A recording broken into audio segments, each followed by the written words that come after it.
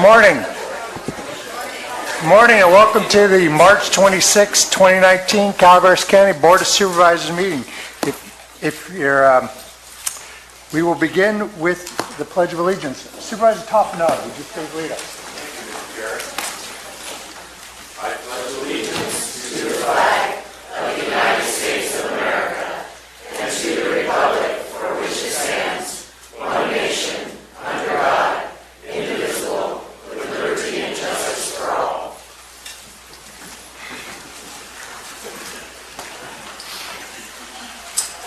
Thank you very much. Madam Clerk, will you report out on closed session? This morning we were able to get to 2 of the 7 closed sessions. So the 2 that they were able to hear, item 3, conference with legal counsel, anticipated litigation, initiation of litigation, 1 case, pursuant to Government Code Section 54956.9D4, there was no reportable action taken. Item 6, pursuant to Government Code Section 54956.9D1, conference with legal counsel regarding existing litigation, Andrew Greer and Golden State Herb Incorporated et al., v. County of Calaveras, Calaveras County Superior Court Case Number 18CV43460. There was no reportable action taken. Thank you very much. Are there any announcements from the board? Seeing none, are there announcements from staff? Seeing none? Oh, I'm sorry. Ed, please. I'm Ed Lark, and as most of you know, all of you know, I manage the public access television studio. And you're certainly familiar with most things happen there at the studio, but I'd like to bring you up to date briefly on things that go on behind the scenes that are really worthwhile to know about, which you don't know. And this is the reason I'm doing it. For example, several years ago, it might have been now as much as 10 years ago, a young man by the name of Manuel Crosby attended a series of my classes, 10 weeks. He was inspired, and he went on to attend UC, or at Southern California, got his degree in film arts, and then at the same time, another young man by the name of Darren Knapp also attended the class, and he continued to work on short films. Well, just a few short years ago, the two of them worked together to create a feature-length film that was purchased by one of the largest film distributors in the country. They're now working on their second feature-length film, which is just about finished, and they expect to have that released in the fall. And they started out here at the studio. So I want to bring you some thoughts about the value that this studio provides to others. In another case, there was a father and his son attended class, and the son went on to work now for the film industry in Hollywood. Then there was still another one, a mother and her son attended, and after that period of time, they are now doing commercials all over the country. Then there was a father and his autistic son attended the class. And while it certainly didn't cure the son, but it did improve his condition. And so these are just a few of the things. One other great success was a young gal by the name of Shasta. I won't give her last time. Many of you know who I'm talking about. But this was, let's see, now it was about 8 years ago. She was only 13 at the time. She took the class, and afterwards she approached me and said, you know, I'd like to do my own show. And I could see she had talent and she had drive. I gave her the chance, and today she's still doing it 8 years later, does 2 shows a month, and last year she was hired by Channel 8 in Sacramento to do commercials for them. She also was hired by the professional hockey team in Stockton, I'm sorry. And she did interviews for them all last year. And when she was preparing for shows last night, 2 of them she had scheduled, she got a telephone call from the largest Christian radio station in the country, which happens to be in Rockland. She had applied for an internship that would pay, and they had hundreds of applicants, and they narrowed it down to 7, she said, where they had individual interviews. She was one of the 7, and she got the job. Yeah, and I'm sure there are other cases that where the studio has helped people, or helped train them, or gave them experience to go out on their own. And I just appreciate the continued support that the board provides. And I also want to thank you very much for providing the necessary funds that I will need to upgrade the camera equipment in the studio. Thank you. Thank you, Ed. Chair. Supervisor Mills? I might want to add to Mr. Lark's comments, and he's not a lightweight when it comes to a lot of this stuff. If you've never seen his documentary on Finland, go take a look. It's an excellent portrayal of what that country's like, and as a Swede, I appreciate you doing that. Thank you very much. All right, other staff announcements. Madam Library, Dr. Kaleda. Thank you. I wanted to update you on a health situation that affected our community recently. On March 13th, international flight landed at San Francisco International Airport, where a family from the Valley Springs area was on board. The next day, Thursday the 14th, the family returned to the Valley Springs area, and one of the children became sick. The child had not been vaccinated for childhood diseases. On Friday the 15th, the child was taken to Mark Twain Medical Center for evaluation, was sent home, diagnosed with a routine virus. The next day, Saturday the 16th, the child returned to the emergency department, was again seen, waited in the waiting room for 30 to 40 minutes. The family got frustrated. They took her to the hospital in Jackson, and the child was evaluated, again diagnosed with a routine viral illness, and sent home. On Sunday, March 17th, the mother took the child to UC Davis Medical Center, where the child was admitted to the hospital because the kid had developed a rash illness at that point. The child was then diagnosed with measles. So during the time between when the child became sick and was finally diagnosed with measles, there were significant exposures to multiple members of our community. So what we had to do in the health department is run this all down. So the health department conducted contact investigation with over 40 interviews with members of the community. We had to find out who was potentially exposed. We had to assess whether or not they were vaccinated against measles, whether or not they were immune. We had to quarantine several household members who were not immune to measles themselves because they also had not been vaccinated.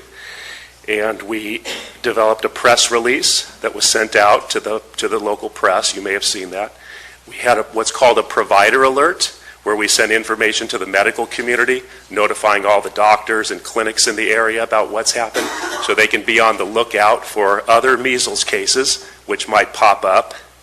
And we've communicated with the local hospital, Mark Twain Medical Center, and through the health department in Amador County, Sutter Amador Hospital in Jackson, where they've had to also assess all the potentially exposed people, generate a line listing, and all those people have to be monitored for symptoms of measles themselves. So we're continuing to monitor the situation, and we'll have to see if there are any other cases that are going to pop up in our community.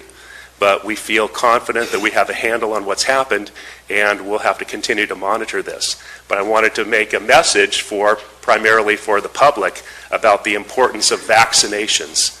And this is a good example of what happens when a child is not fully vaccinated against measles. You travel internationally, you get measles, and you bring it back to our community, and you can potentially expose other people.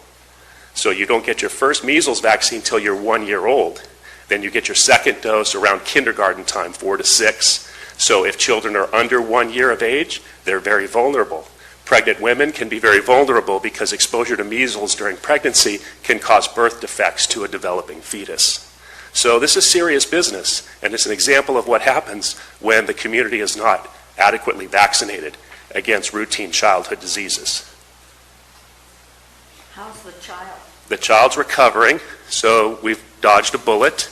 The child's recovering, and so far there's been no other cases of any other residents in Calaveras County who've developed measles, what are called secondary cases. Supervisor Stopper. Thank you, Dr. Kaleda, for doing your due diligence on tracking this down. We appreciate it, and the work you're doing to protect the rest of the community. Thank you, Supervisor. I'd like to echo that as well. It was impressive to watch the public health machine kick into gear, and their training came into impact quickly. Thank you. Thank you, and thank you for communicating with the board. I'll let you know if there's any other developments. Thank you. Our librarian, Nancy. I brought show and tell today, as good librarians do. Thank you for letting me share with you, Nancy Giddens, County Librarian, and I wanted to share with you a wonderful thing that happened in our library this year, and that was a grant from the Calaveras Community Foundation, which allowed us to really expand our STEAM education program for our children. In the library, we were able to purchase 2 carts and cases for our 3D printers. And by the way, if you come to the library Tuesday, Wednesday, Thursday, you will likely find the 3D printer in operation, making some fun thing. And I think Supervisor Garamendi's son made a Dungeons and Dragons character on it. So we're having a lot of fun with that, but the card and the case make us much more able to move it around and use it. We've also put one of our carts and 3D printers in the Copperopolis branch. So we're being able to expand that program. The main thing, though, that we've spent the money that they gave us on are kits for our children. You remember, we had the First 5 grant, and we started with our little Leaper kits. There are 15 of these that teach children basic science. This one happens to be a water cycle kit. So the child takes this home. There's a book about the water cycle, and then a little experiment for them to do. These just fly off the shelves. They're now in about 3 of our branches that have room to store such things. So we're very happy about that. But the Calaveras Community Grant allowed us to make 2 other levels of kits. We wanted to also have kits for our school-age children. And these are our STEAM Pioneer kits. They're all in a backpack like this. And there are topics such as pulleys and drives, physical forces, magnets. There are a bunch of Lego kits that are the moving Lego that the children just love, and even a solar lab and solar power kit. So these kits are for our older children, basically grades 3 to 6. So we saw a gap, and the Friends of the Library generously donated the time of one of their part-time employees to create a 3rd level of kit. These are also STEAM Pioneer kits. We call them our junior STEAM Pioneer kits. These are basically for children kindergarten to 2nd grade. And they have, this particular kit is dendrochronology. And what's inside here is a tree cookie, a little slice of a tree, and the child counts the rings on the tree, and then they read a book about trees, and then they talk about how old were you when this tree was born, or how old was this tree when you were born. So things like that. They dissect an owl pellet in one of the kits. So they're great things. These are more for the ages kindergarten to second grade, and then starting with third grade, those the more advanced kits. So without the help of the community, Calaveras Community Foundation, we would not have been able to do this. We purchased kits that were already set, so we were able to purchase the cases, the backpacks, all of everything that we needed to make this a success. And these things just fly off the shelves. They are all online. If you want to check out what we have, just put in the word kits in your search on our catalog, and you'll see the whole list. These are moving all around the county because people from other branches can put a hold on it, and then we send it up in delivery. So it's really wonderful, and without the help of community, especially the Calaveras Community Foundation, we would not have been able to do this. So I want to take this opportunity to publicly thank them for that. I will be on Ed's TV show tomorrow night also showing these kits. So we hope to get out the word because we want these to be used. They're wonderful. They are so educational and really enhance what parents can do at home to continue helping their kids with STEAM. So thank you very much. Thank you, Nancy. And our libraries are real treasures in our community. So get out and see them and tell your friends about these great opportunities. And thank you so much to our librarian. Other announcements from staff? Seeing none, we will move forward into recognition and acknowledgements. Madam Clerk. Item 8 is from District 2, to adopt a proclamation recognizing the earned rank of Chief Petty Officer by Jillian Zonheiser in the U.S. Naval Sea Cadet Corps. I would like to pass this to the supervisor who represents whose district she lives in, Supervisor Stopper. Come on up. We heard Ed Lark speak of a lot of well-grown children in Calaveras County, and here's another one today. Whereas U.S. Naval Sea Cadet Corps, USNSCC, is a federally chartered nonprofit youth organization for students that provides hands-on military training aboard U.S. Navy and Coast Guard ships and shore stations, as well as extensive participation in community service for students ages 10 to 18. And whereas Jillian Zonheiser joined the USNSCC when she was 12 years old, and whereas Jillian is president of Junior Interact, local chapter of the California Scholarship Federation and French Honor Society, and whereas Jillian was the girls' state program representative for Calaveras County, and whereas she has received a congressional nomination from U.S. Congressman Tom McClintock, and whereas Jillian participates in numerous community services, activities, and trainings across the county with the USNSCC, and whereas Jillian has earned the highest rank of Chief Petty Officer with the USNCC. And therefore, I was going to wait. Let me, any comments from the board? I have a question. Supervisor Mills? How many have attained your rank in Calaveras County? 0, I would say. No, one. One. Okay. So it is quite a marked achievement for you and also for your family, Thank who you. have supported you through this entire time. So hats off to you for your effort, and hopefully you'll continue your career. Yes, thank you very much. We public comment? We appreciate your dedication. You've aspired to a level that, many of our other children can look up to, and hopefully more will fall in your tracks in the future, and we thank you for that. Thank you so much. I would like to echo Supervisor Stopper's comments. I've watched you play sports at Calaveras High School. You're a top student and a real leader, and we know there's great things in the future for you, and we're proud of you in Calaveras County. Thank you. Très bien, mademoiselle. Oh, merci. Well, there you go. Any public comment on this item? Seeing none, bring it back to the board. Oh, okay. Chief Petty Officer. Just a little something. Chief. I wanted to thank the board chair, Jack Garamendi, and Ben Stopper for being my supervisor at District 5. Just a little bit about me. I've dedicated my life to public service in the United States Naval Sea Cadet Corps, and I am so grateful for the opportunities that it has afforded me over the years, from traveling across the country and across the ocean, to the people I have met along my journey, and the skills that I have developed that will help me throughout my life. I'm extremely humbled to be promoted to the rank of Chief Petty Officer, and I would not have made it here if it weren't for this incredible community, my amazing teachers and mentors, and most importantly, my parents, who have been with me every step of the way and pushed me to be the best I can be, no matter what obstacles stood in my way. Thank you all so much. Have a nice day. Thank you.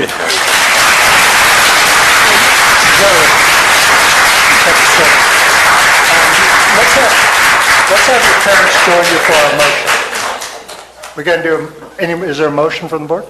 I'll move this item, Mr. Chair. Moved by Supervisor Toffenelli. Second. Second by Supervisor Mills. All in favor? Aye. Opposed? Motion passes 5-0. Now, Therefore, be it proclaimed that the Calaveras County Board of Supervisors would like to extend its congratulations to Jillian Zonizer for her hard work and determination in achieving the rank of Chief Petty Officer in the U.S. Naval Sea Cadet Corps, and express its appreciation for her dedication to the county and its residents. thank you very much. Thank you.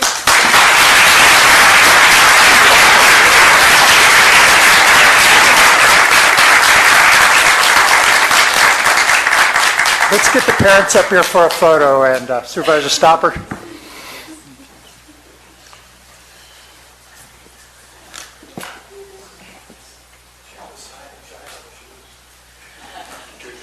Squish in like you like each other.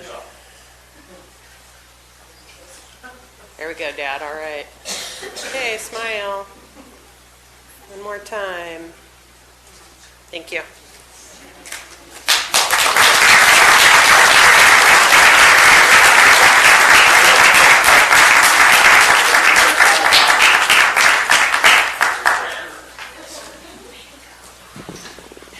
All right, that felt good.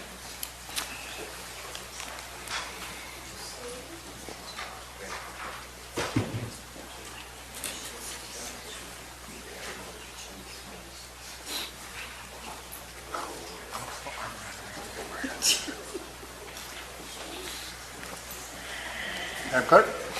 Item 9 is from First 5 Calaveras to adopt a proclamation declaring April 2019 as Child Abuse Prevention Month in Calaveras County. Shall I read the proclamation, then you make the presentation, Robert, or do you want to go first? You could do that. All right, well, this is something we are kicking around up here because Supervisor Callaway assured me that. You're going to read the whole thing. So, if I can, a proclamation declaring April 2019 as Child Abuse Prevention Month in Calaveras County. Whereas children are the future of Calaveras County and deserve our most committed support and protection, and whereas child abuse occurs when people find themselves in stressful situations without community resources and lack of knowledge and skills to effectively cope, and whereas child abuse includes general and severe neglect, physical, sexual, and emotional abuse, and whereas research shows that parents and caregivers who seek help in times of trouble are more resilient and better able to provide safety and nurturing for their children, and whereas our community and families are strengthened through social connections, relationships, knowledge, support, and resilience, and whereas every child is one caring adult away from being a success story. Be the one. That's the proclamation. And is there any public comment? Robin, do you want to come up?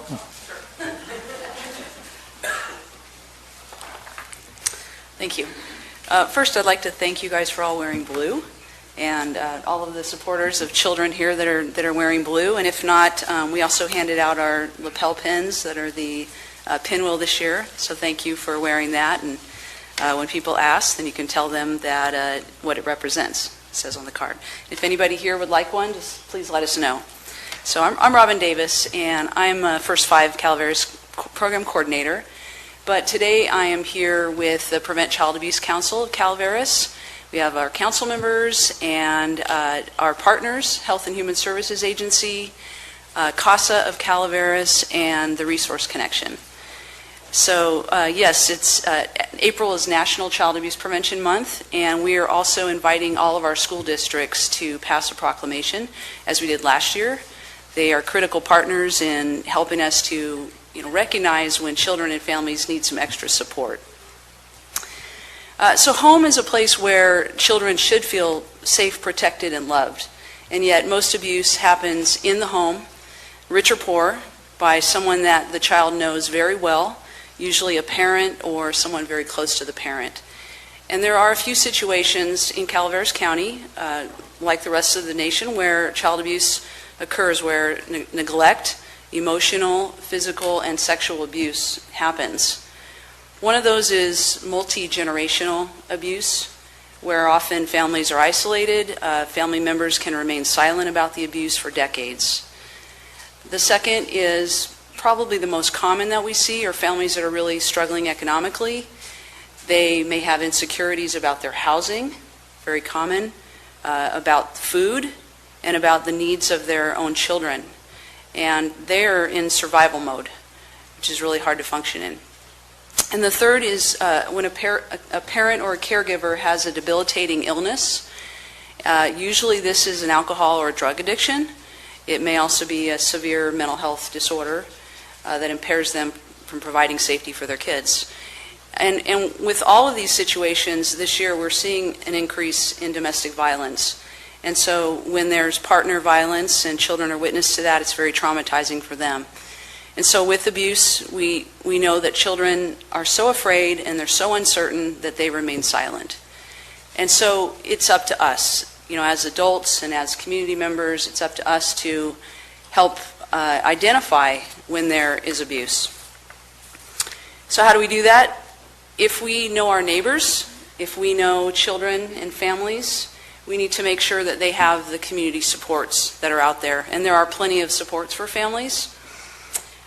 We need to ensure that children have at least one committed and caring adult in their life who provides their safety and love and takes the time to value their healthy development.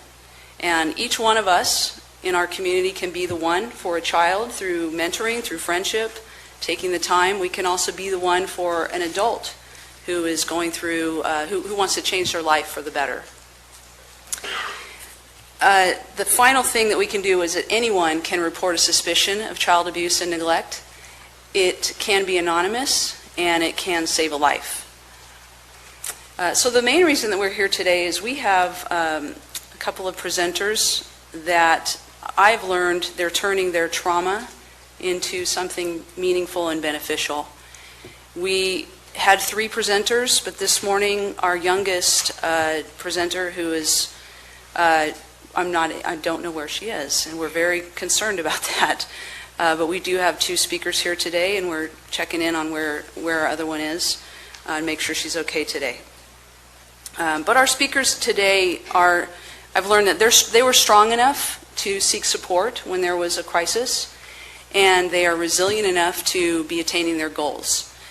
I'm very honored that they're here today. I'm very honored they've joined our team, and they're going to speak with you, and then they'll be going out and sharing their story with others in our community to create awareness. Because one of the most important things that we can do to change behaviors and to let healing begin is to talk about it. Thank you. Thank you.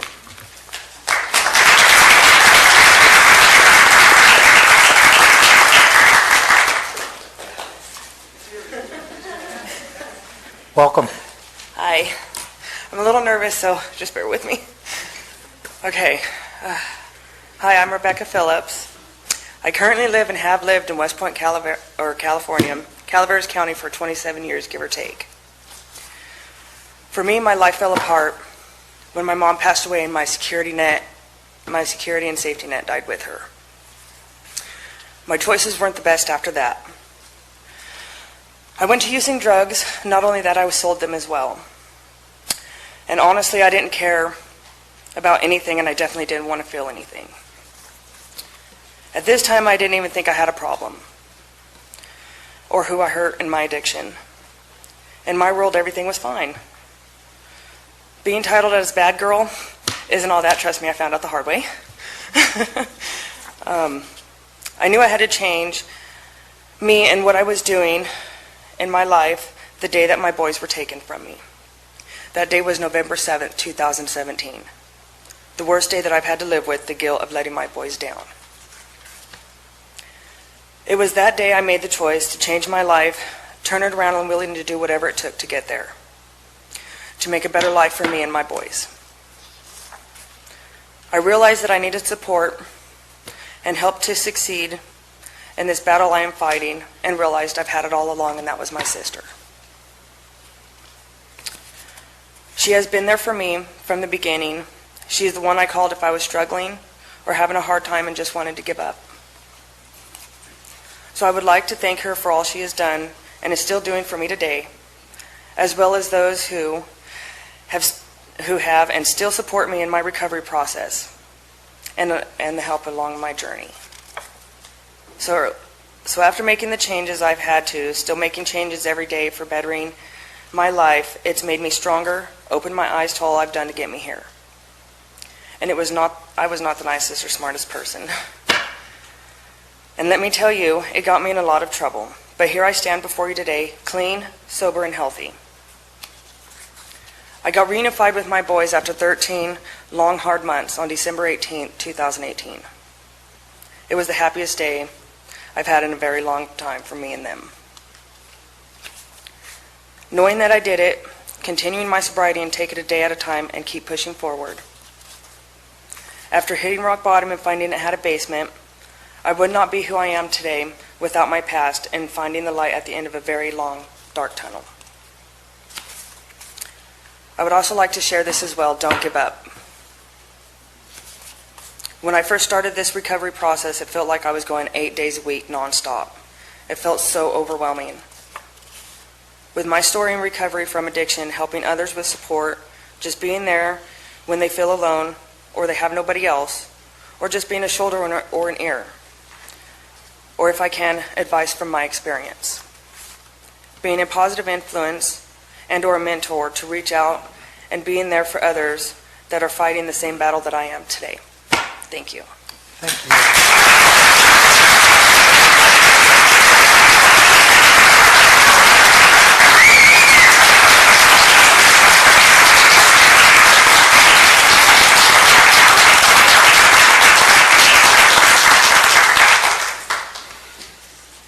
Hello, my name's Tracy. Hi, my name's Tracy. I have two stories. One, when I was a child, and two, when I had children. They are related. My mom was working to put a roof over our head and put food on the table, and that was it. She did not give me love and protection. We lived in apartments, and my grandma lived across the way. She would look out the window to see that we weren't dead. We were pretty much on our own.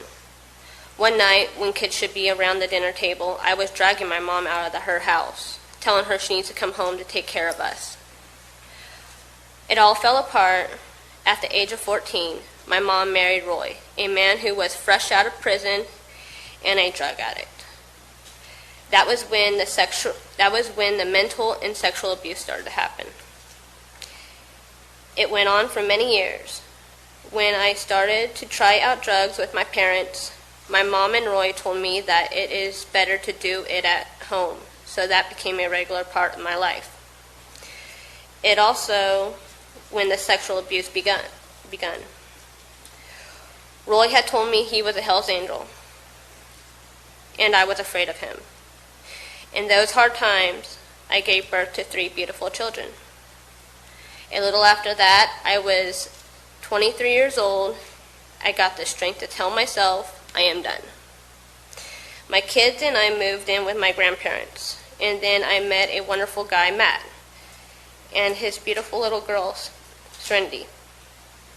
I got the courage to tell Matt about my past.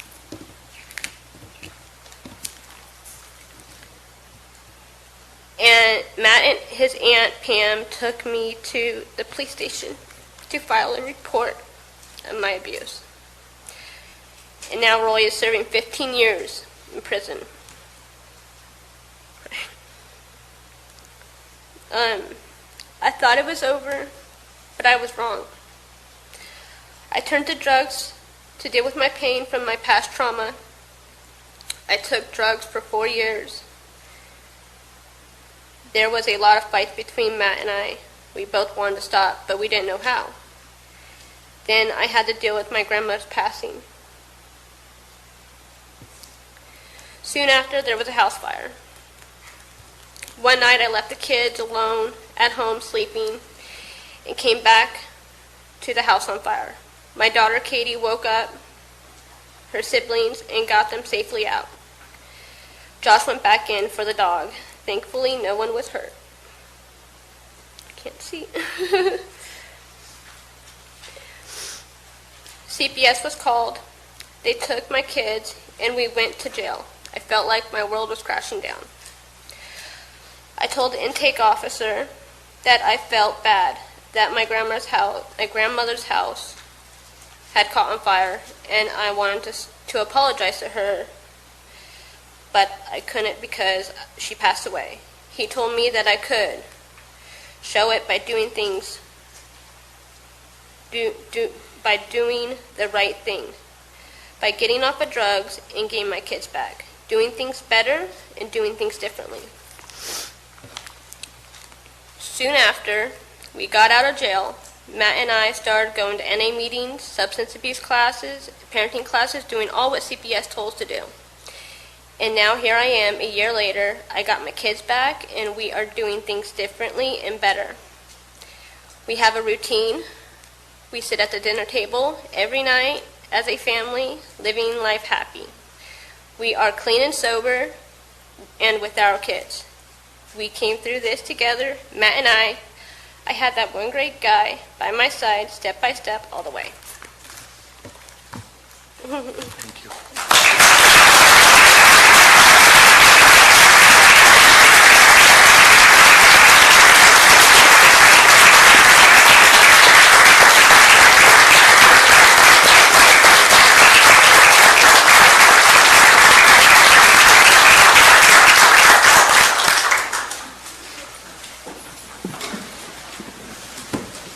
Chair, she made me tear up. Just catch my breath.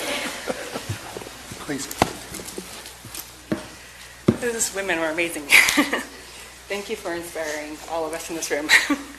I'm Farah. I am the program coordinator for CASA, Court Appointed Special Advocates, and we are an organization whose main focus since its inception has been becoming the relationship in that child's life when there's no one else around to stick with them. We match adults with children who are in the dependency court system, hopefully one-on-one, anywhere from newborn to 21 years of age. But there are many organizations in this county who step up and help kids in need. They are the people who are the one for these children. And they might be even there before they reach dependency court. I'd like to invite the board of supervisors to help us celebrate all that we're doing in Child Abuse Prevention Month in April, but also concluding on April 24th at the Master Gardener's Garden at 5 p.m. is our third annual Light of Hope ceremony. In partnership with Prevent Child Abuse Council, Health and Human Services, and Resource Connection, we are focusing this year on celebrating the people who have been the one in a child's life. We would like to have your input and the community's input to recognize people and nominate people who have stepped up. Doesn't matter if it's social workers, coaches, therapists who have been there for a child and have demonstrated that. We're taking nominations at this time, and we'll be taking some more nominations through the middle of April, and then we will be recognizing them on that day, the 24th. Judge Sanders has graciously said that he will come and attend. So think of people who have made a difference in your child's life, or you've seen them at school, teachers, coaches, and make sure that we keep continuing this light of hope, that through support, we can prevent child abuse. Thank you. Thank you.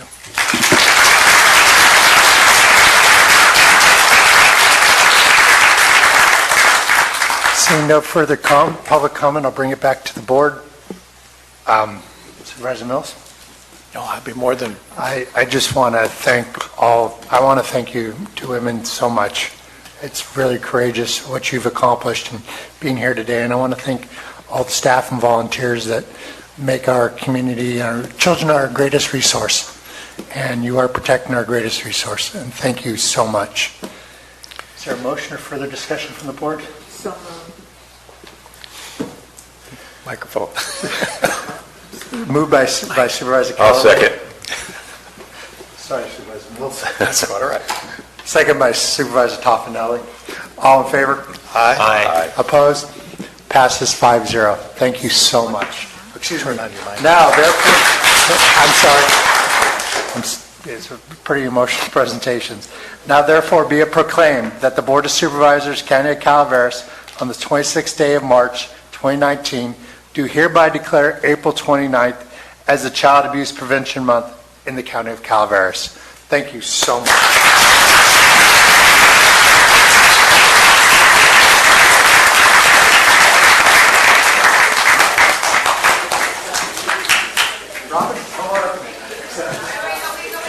So can we have everybody in blue come up? We're not done. We'd like to ask everybody that's here in blue, that's supporting children, if they can come up for a photo. They're here to support this. You are in blue. Welcome.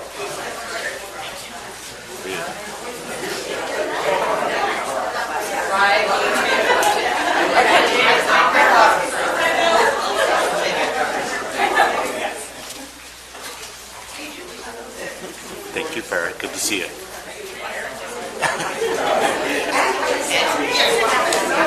Thank you very much.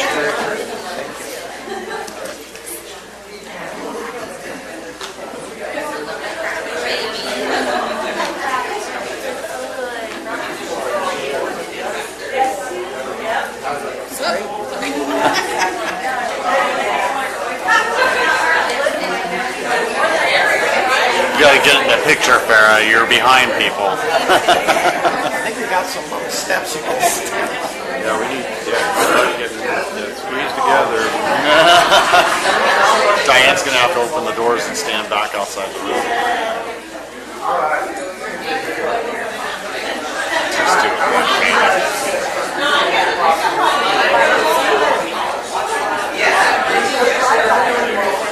It's gonna be a video.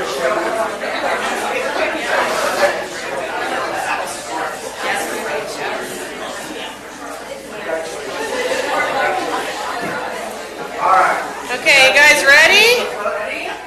Holy moly.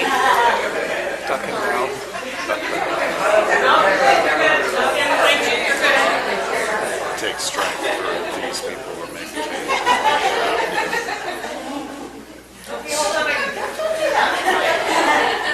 I gotta get back far enough, sorry.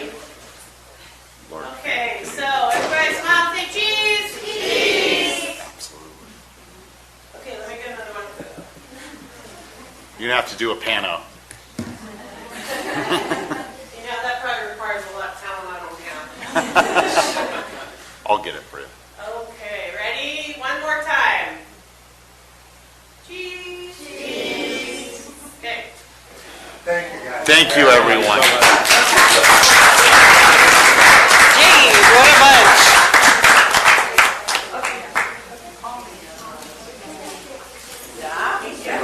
That's the whole room.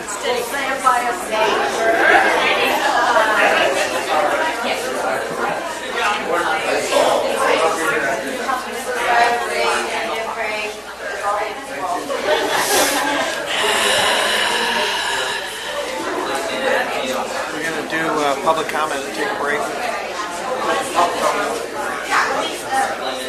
Yes. Well, that's why I was asking how we want to do it. Right. Okay.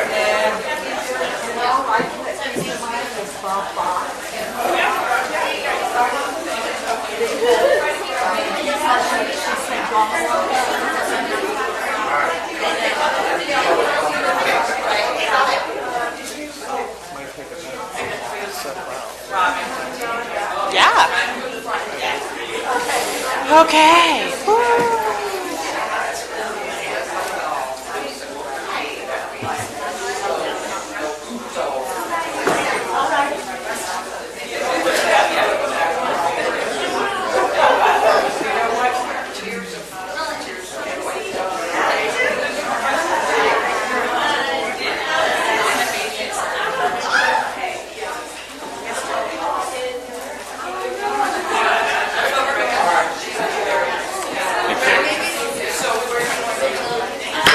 Got the countdown now. We're gonna try to get back on track here.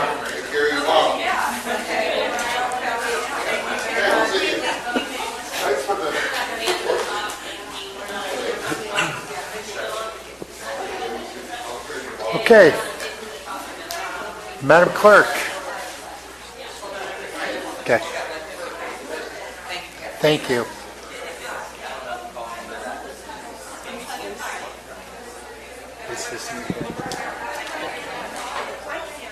Diane, who's Facebook? Oh.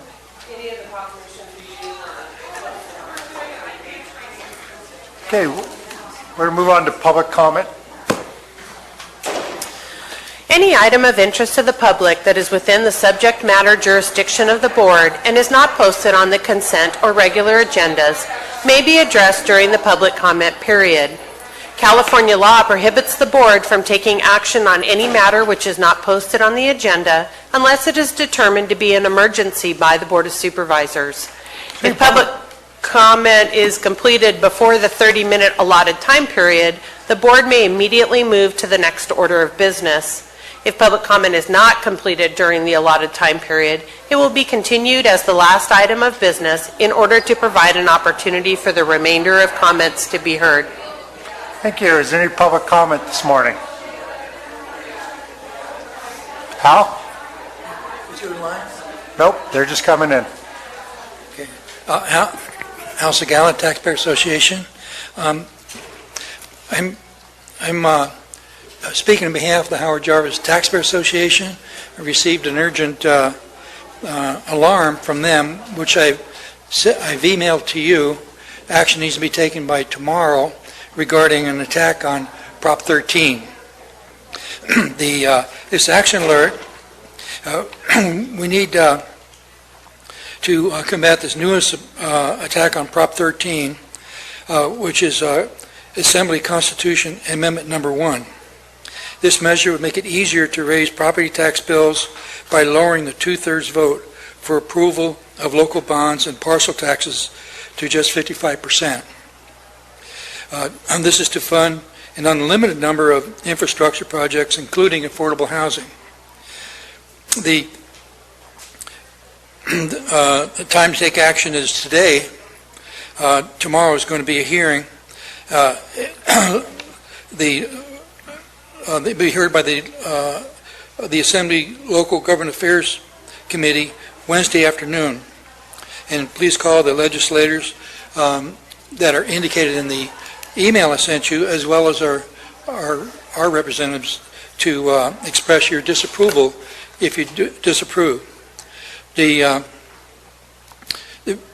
parcel taxes are very regressive in that all property owners pay the same amount, regardless of the size of the home or business. Also, numerous parcel taxes have been approved since 2010 with the two-thirds vote requirement. There's no need to lower the threshold. Well, everybody gets to vote on local bonds and parcel taxes. Only property owners pay them. Everybody votes for it, but everybody votes for only a certain class of people to pay a tax, which is the property owners. That's not fair. We need to protect the 54% of Californians who own homes and continue to demand a supermajority threshold to authorize debt. California does need more affordable housing, but adding hundreds of dollars a year to property tax bills when California has the 15th largest per capita state and local property tax burden in the nation will not make either home ownership or apartment rentals more affordable. The best solution for affordable housing is to remove the governmental roadblocks that prevent homes are being built to the excessive delays and excessive expense. That's a no-brainer. If we can do that, then we have more affordable housing because the market will take care of supply and demand of housing. Thank you. Thank you, Al. Other public comment? Jason? Good morning, Jason Campbell, District 5. I'd like to raise some awareness of a couple of great organizations, local organizations today. The first one being Foothill Little League. Their opening day is not this weekend, but the weekend after that. And if I'm here in hopes to potentially generate some more community love and support and possibly some funds also to help both of these organizations. As before mentioned, the Foothill Little League, my son Jacob is here representing them today. They have a great raffle going on with a lot of great prizes. The tickets are $5 each. If anyone interested, you can talk with me or him later this afternoon to find out exactly what those prizes are. The second organization, and my daughter is here representing that today, is Mindy's Top Hat School of Dance. Another great organization, and they are also trying to generate funds to send the girls to Disneyland to dance in the Disneyland Parade in July. There's a few ways that we can do that. They have a recycling drive going on. The dance school location is across from the feed store in Valley Springs. So if anybody's so inclined to drop off any type of recycling there, whether it be cans, glass bottles, scrap metal, anything like that, that would be much appreciated. Also, like I said, my daughter Annabelle is here with me today representing Mindy's Top Hat School of Dance. And Easter's coming, and we have plenty of sweet treats with us today. See's candy, multiple flavors of the eggs, and a couple of assorted boxes. If anybody is interested in that, please feel free to see us and inquire about it later this afternoon. Thank you. Have a good day. Jason, and thank you guys for coming. Other public comment? See none. Oh, so Neil, you up? Sorry. Thank you. May I have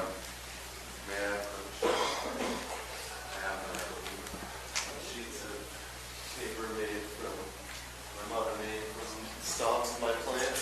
Feel free to write notes on it. There's no THC in it. You can't, even if you smoked it, you would be okay. It's the world's largest zigzag? Sorry? Yeah. What's it made out of? The stalks of my plants. My mother's a master paper maker.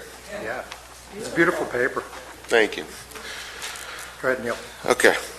The affordable housing crisis has never been worse in California.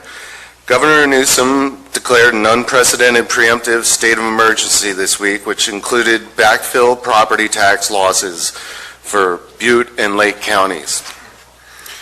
Why are we not included in this group? Should we not be seeking similar funds rather than splitting it up out of PG&E settlement funds? I did a quick inventory last night. There are 3 units in Valley Springs, the most affordable of which is an RV spot for $425, but you need an RV. 2 units in Murphy's, the least expensive, a 2-bedroom for $1,350. 6 units in Angels, a 1-bedroom will run you $850. 4 units in Copper, a 2-bedroom will run you $1,195. In San Andreas, there are 5 RV spaces for $595 each, plus your own RV. That is a total of 20 units, including RV spaces, across the entire county. Worst of all, there are no rentals available in the SCAR, neither McCulmy Hill nor Mountain Ranch. There are only 24 total real estate listings for single-family houses, condos, and mobile homes throughout the entire county at this moment. Only 102 houses have been rebuilt out of the 548 permitted structures that burned in the Butte fire. Nearly an additional 400-plus inhabited structures burned and displaced just as many residents as those that had permits. The affordable housing crisis has never been worse in Calaveras. The Economic Development Director is focused on manufacturing as a solution to the lack of employment in the county. Where will these new workers secure affordable housing? The Calaveras cement plant in San Andreas used to be an economic driver for not only District 1 but the entire county. The cement plant possesses the potential to provide a distribution point for locally and sustainably sourced rebuilding materials. The CDFA just approved the list of approved seed cultivars. A hemp farmer's failure to grow an approved cultivar with appropriate certificate of analysis for verification purposes will be summarily abated once all alternative remedies have been exhausted. Manufacturing hempcrete could revitalize a lost industry. Please consider voting against the continuation of the moratorium. We need housing and employment solutions from the county that will enable businesses to capitalize on the symbiotic benefits of combining old and new technologies with the citizenry's right to farm in Calaveras. Thank you. Neil, thank your mother. Bonnie? Patricia?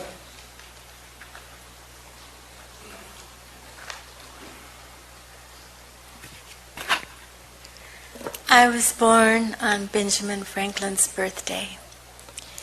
And one of the things that he said was, an ounce of prevention is worth a pound of cure. And this morning we heard a lot of people talking about recovering from drugs and other things. And I believe that that is a good thing. But I also believe that it could be prevented if people weren't promoting, government-wise, drugs and trying to get taxes off of them. And in the meantime, those drugs are poisoning people's minds. And Please. those drugs are poisoning people's minds and their bodies. And it isn't just the drugs, it's also the chemicals that are used to grow the drugs. Or, and I'm not just referring to marijuana. It's not, you can talk.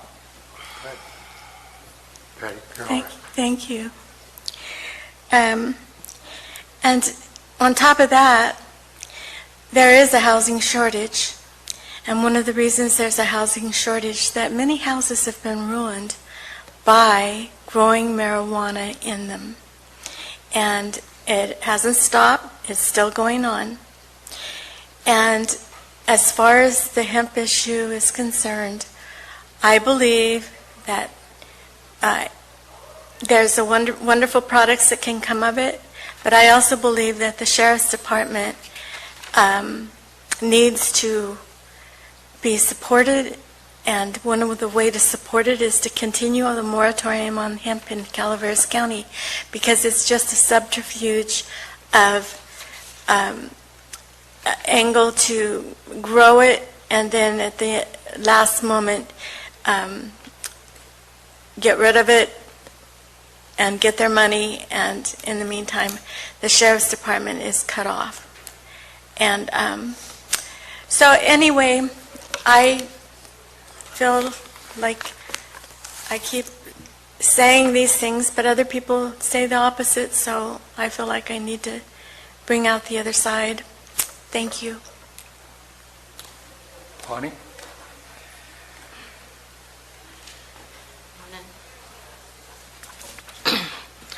Russia, if you're listening, and I know you are, I hope you find all my emails. I'm not afraid.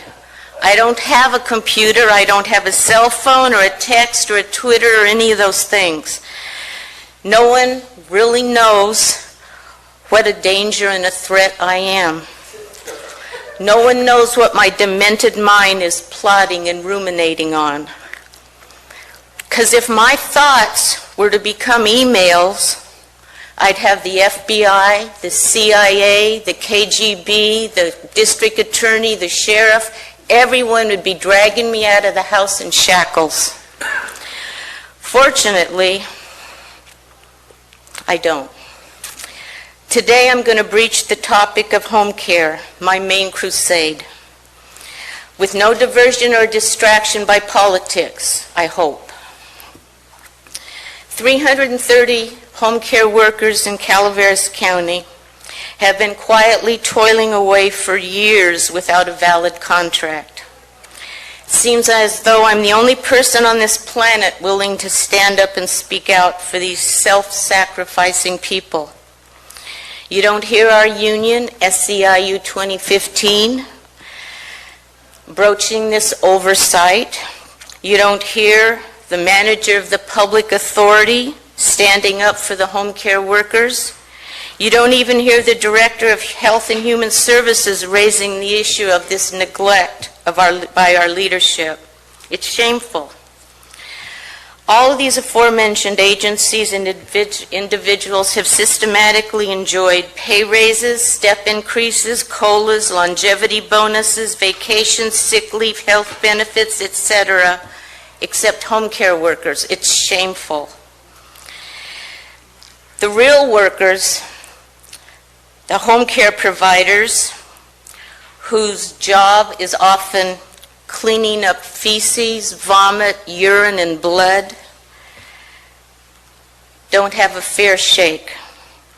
In our community, there are those who need our services but don't qualify for Medi-Cal, the lowest of low income. Those who won't apply for it because they don't want social workers judging and making determinations on their living situation. And this county desperately needs a system in place where these individuals who require assistance can avail themselves of those who can help. Approximately 2,500 people in our county have been fingerprinted and background checked. Only 350 are working. This oversight needs to be addressed. It's a resource Calaveras County can benefit from. Thank you, Bonnie. Thank you. Other public comment? Seeing none, we will close public comment. Are you speaking? Is there anybody else after this? Else you'll be the last speaker before we go on break.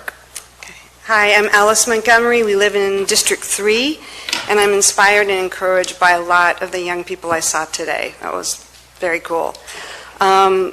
Those kids are our future, and the young people as well, and they're really working hard to make their lives better and the community better. I'm here to offer you hopefully some helpful information about the general plan as it relates to the cannabis studies and also the EIR. I believe that we needed to finish the general plan before we can launch off on anything that offers a new industry.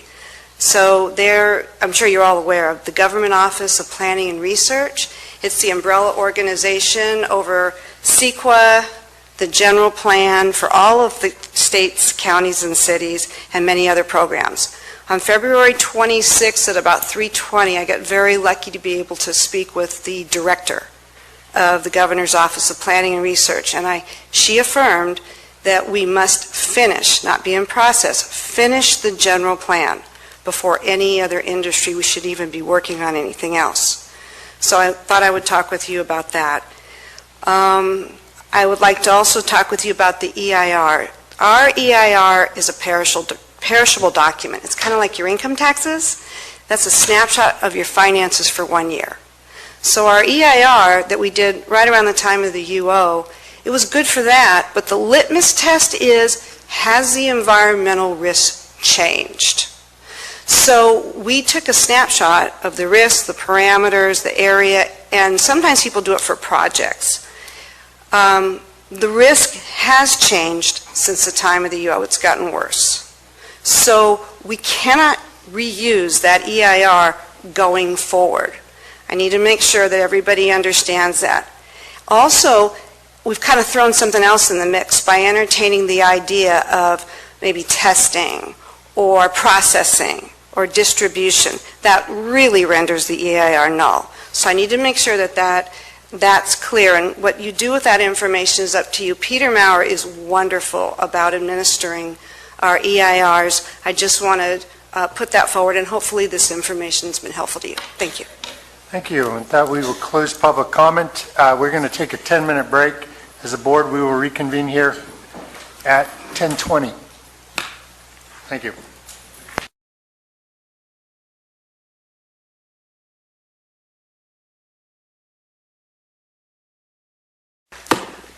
Welcome back to the Calaveras County Board of Supervisors meeting. We will take on this consent agenda now. Madam Clerk.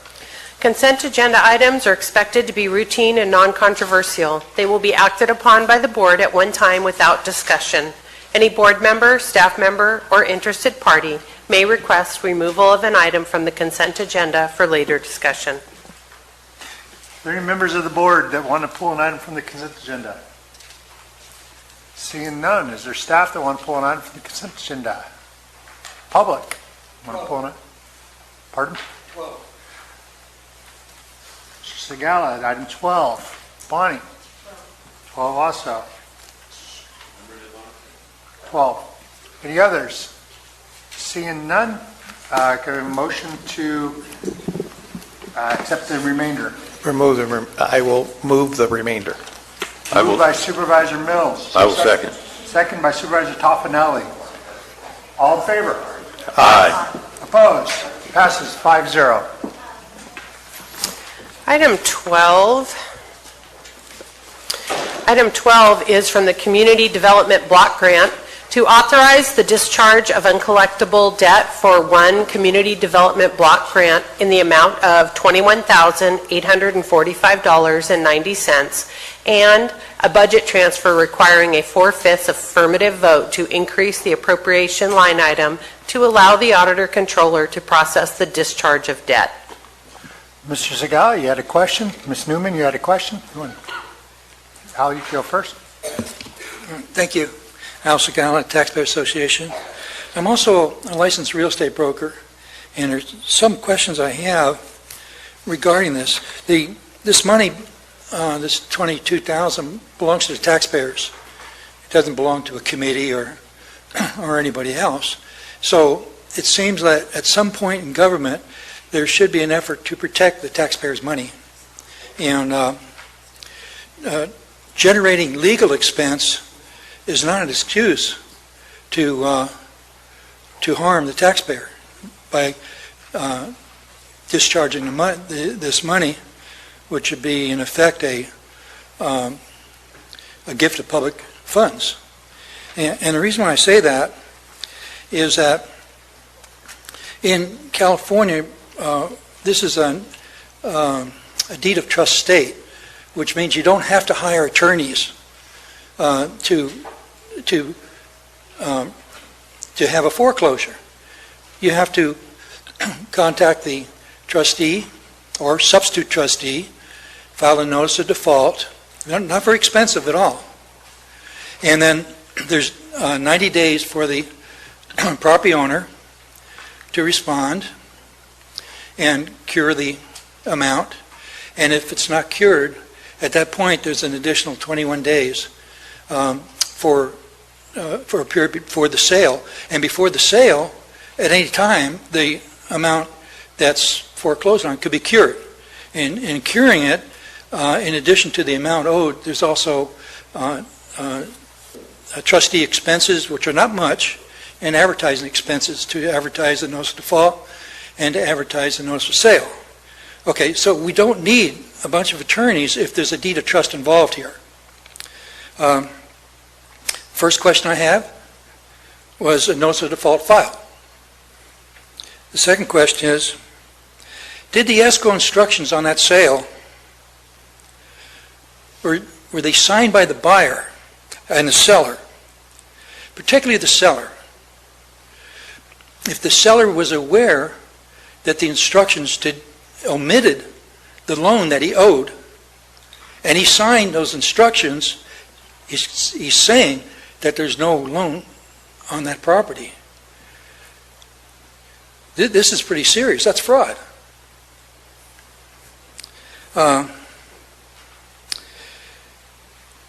We recommend leaving the lien on the property. There is an innocent person here, and that's the buyer of the property. Should extend every effort to try to allow them to be protected while they take action against the seller who's the real culprit here, not the county. Thank you very much, Al. Thank you. Ms. Newman?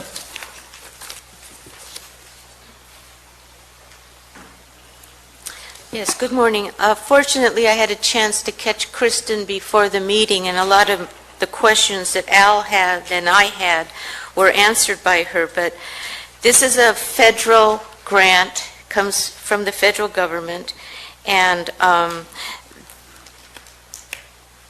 there was a lack of oversight in managing this whole process here. And I read the options that you all have, and I don't often get a chance to read your backup information, but I do not think that the buyer should be held responsible.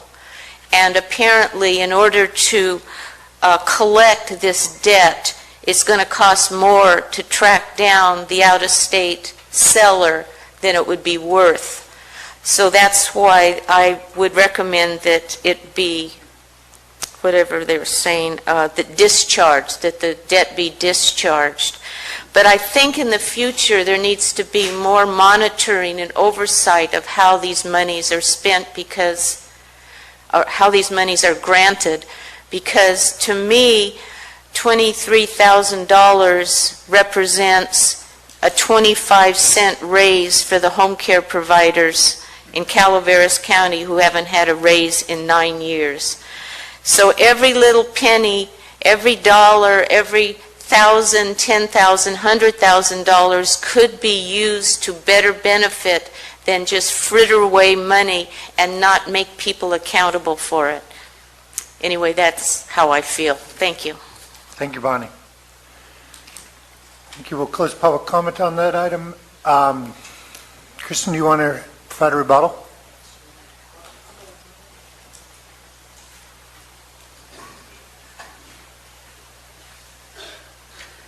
Good morning, Mr. Chair, members of the board. Kristen Brinks, Health and Human Services. So the two questions, of which Lori Adams from Adams-Ashby is here to get into the more specific details.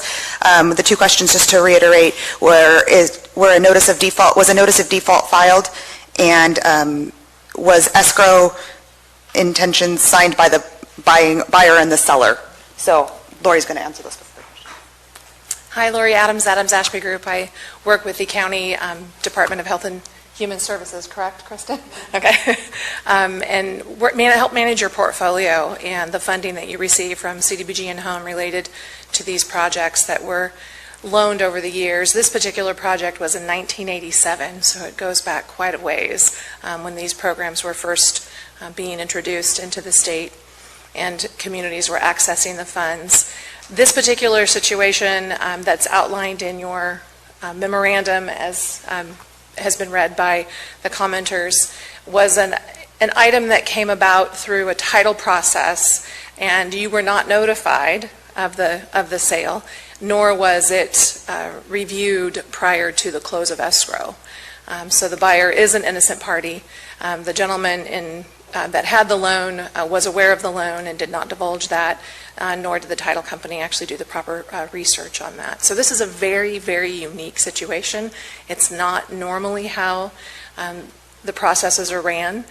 We have not started foreclosure process. That's one of the options that you have today that we have considered.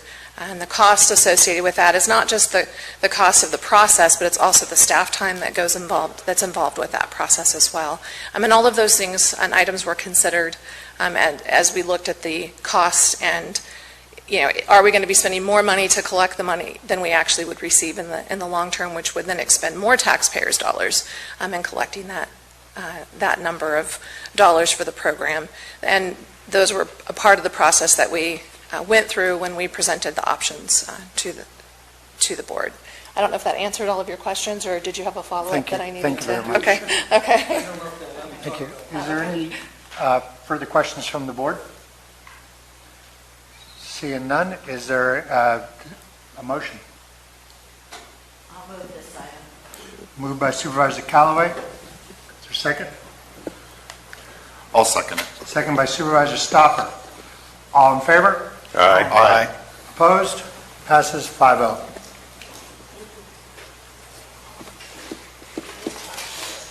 You want 5 minutes? We're going to take a 5-minute break and then come back. Set up.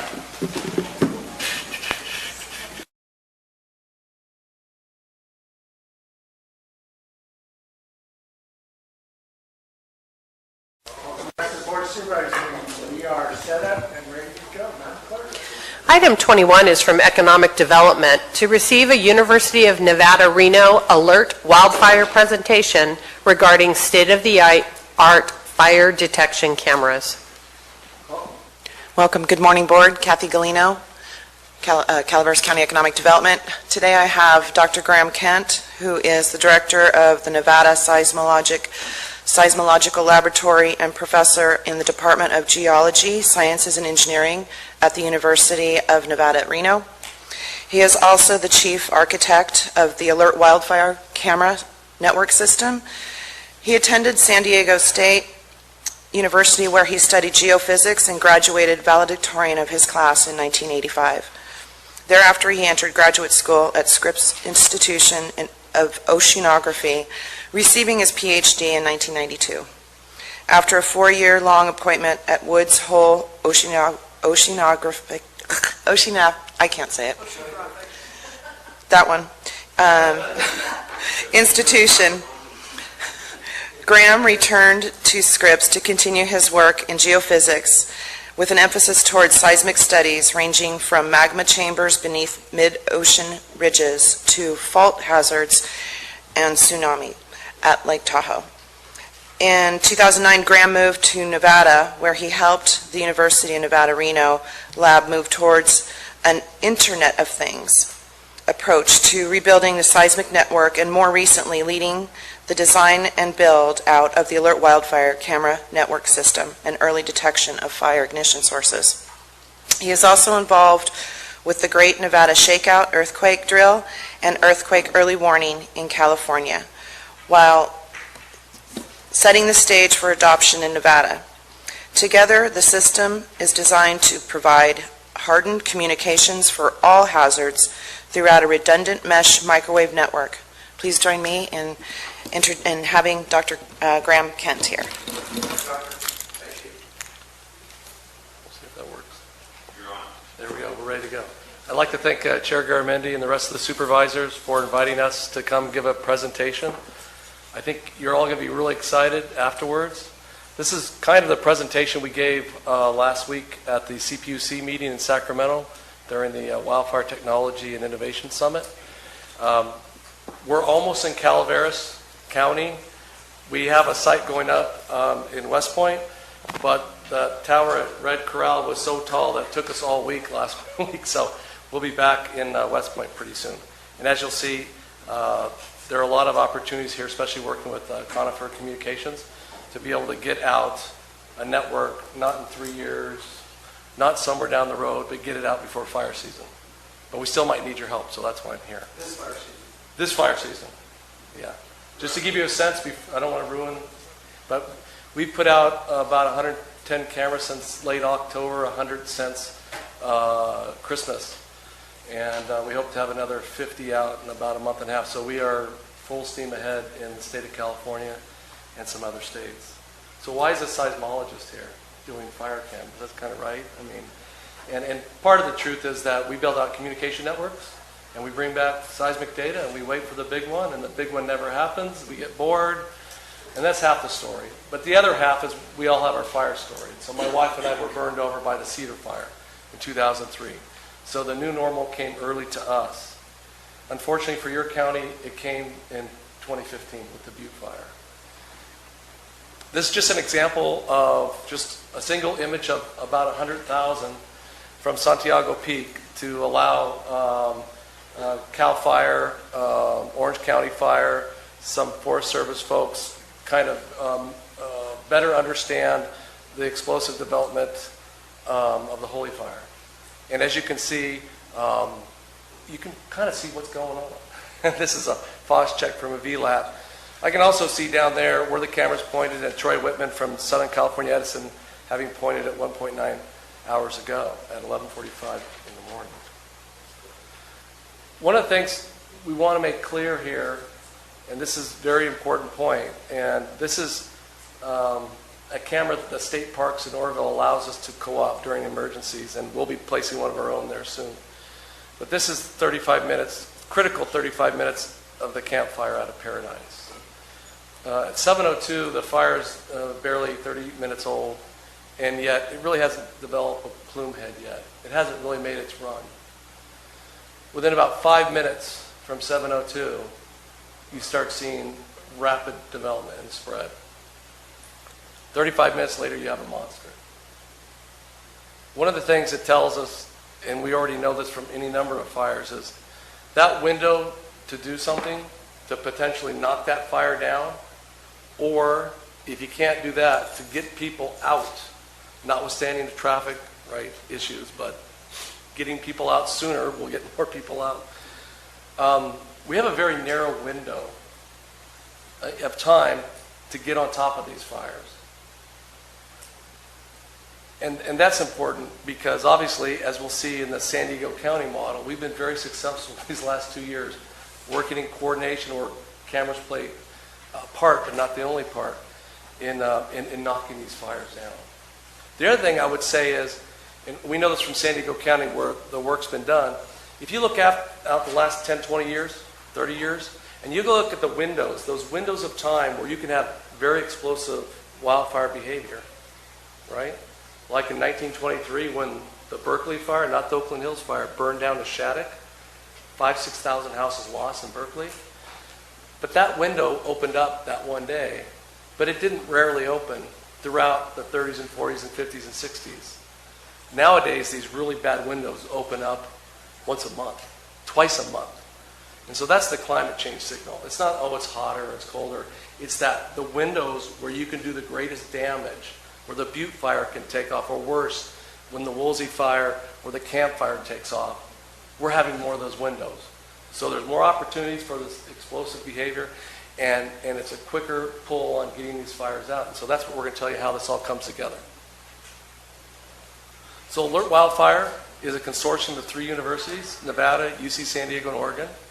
It started as Alert Tahoe in the Tahoe area, and one of the first fundraisers, an NGO called the Tahoe Prosperity Center. Because in the end of the day, you don't have economic vitality if you're getting burned over all the time. If you don't believe me, go talk to your friends over at Lake County.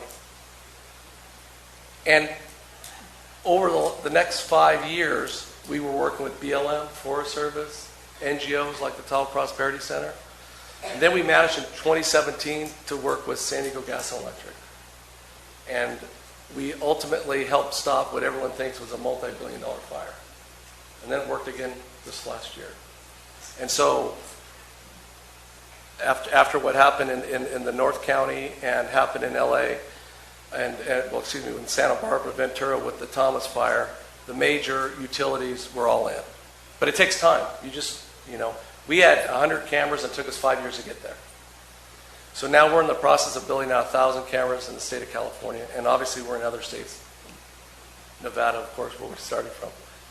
And so part of the things that we want to do this year and in your county is to make sure that you have the ability to have these cameras out. And the good news is we're not here asking for money, because these cameras are being paid through the utilities and other organizations. So what it might just be is land use. So we'll see that in a minute. Here's an example of 3 fires. The one on the right is the Thule fire, one on the left is the Rock fire, and then just a little bit to the right of the Rock fire, you'll see shoot up as the Seven Lakes fire. All 3 of these were discovered. They were lightning strikes. We have a lightning interface that makes lightning discovery pretty easy.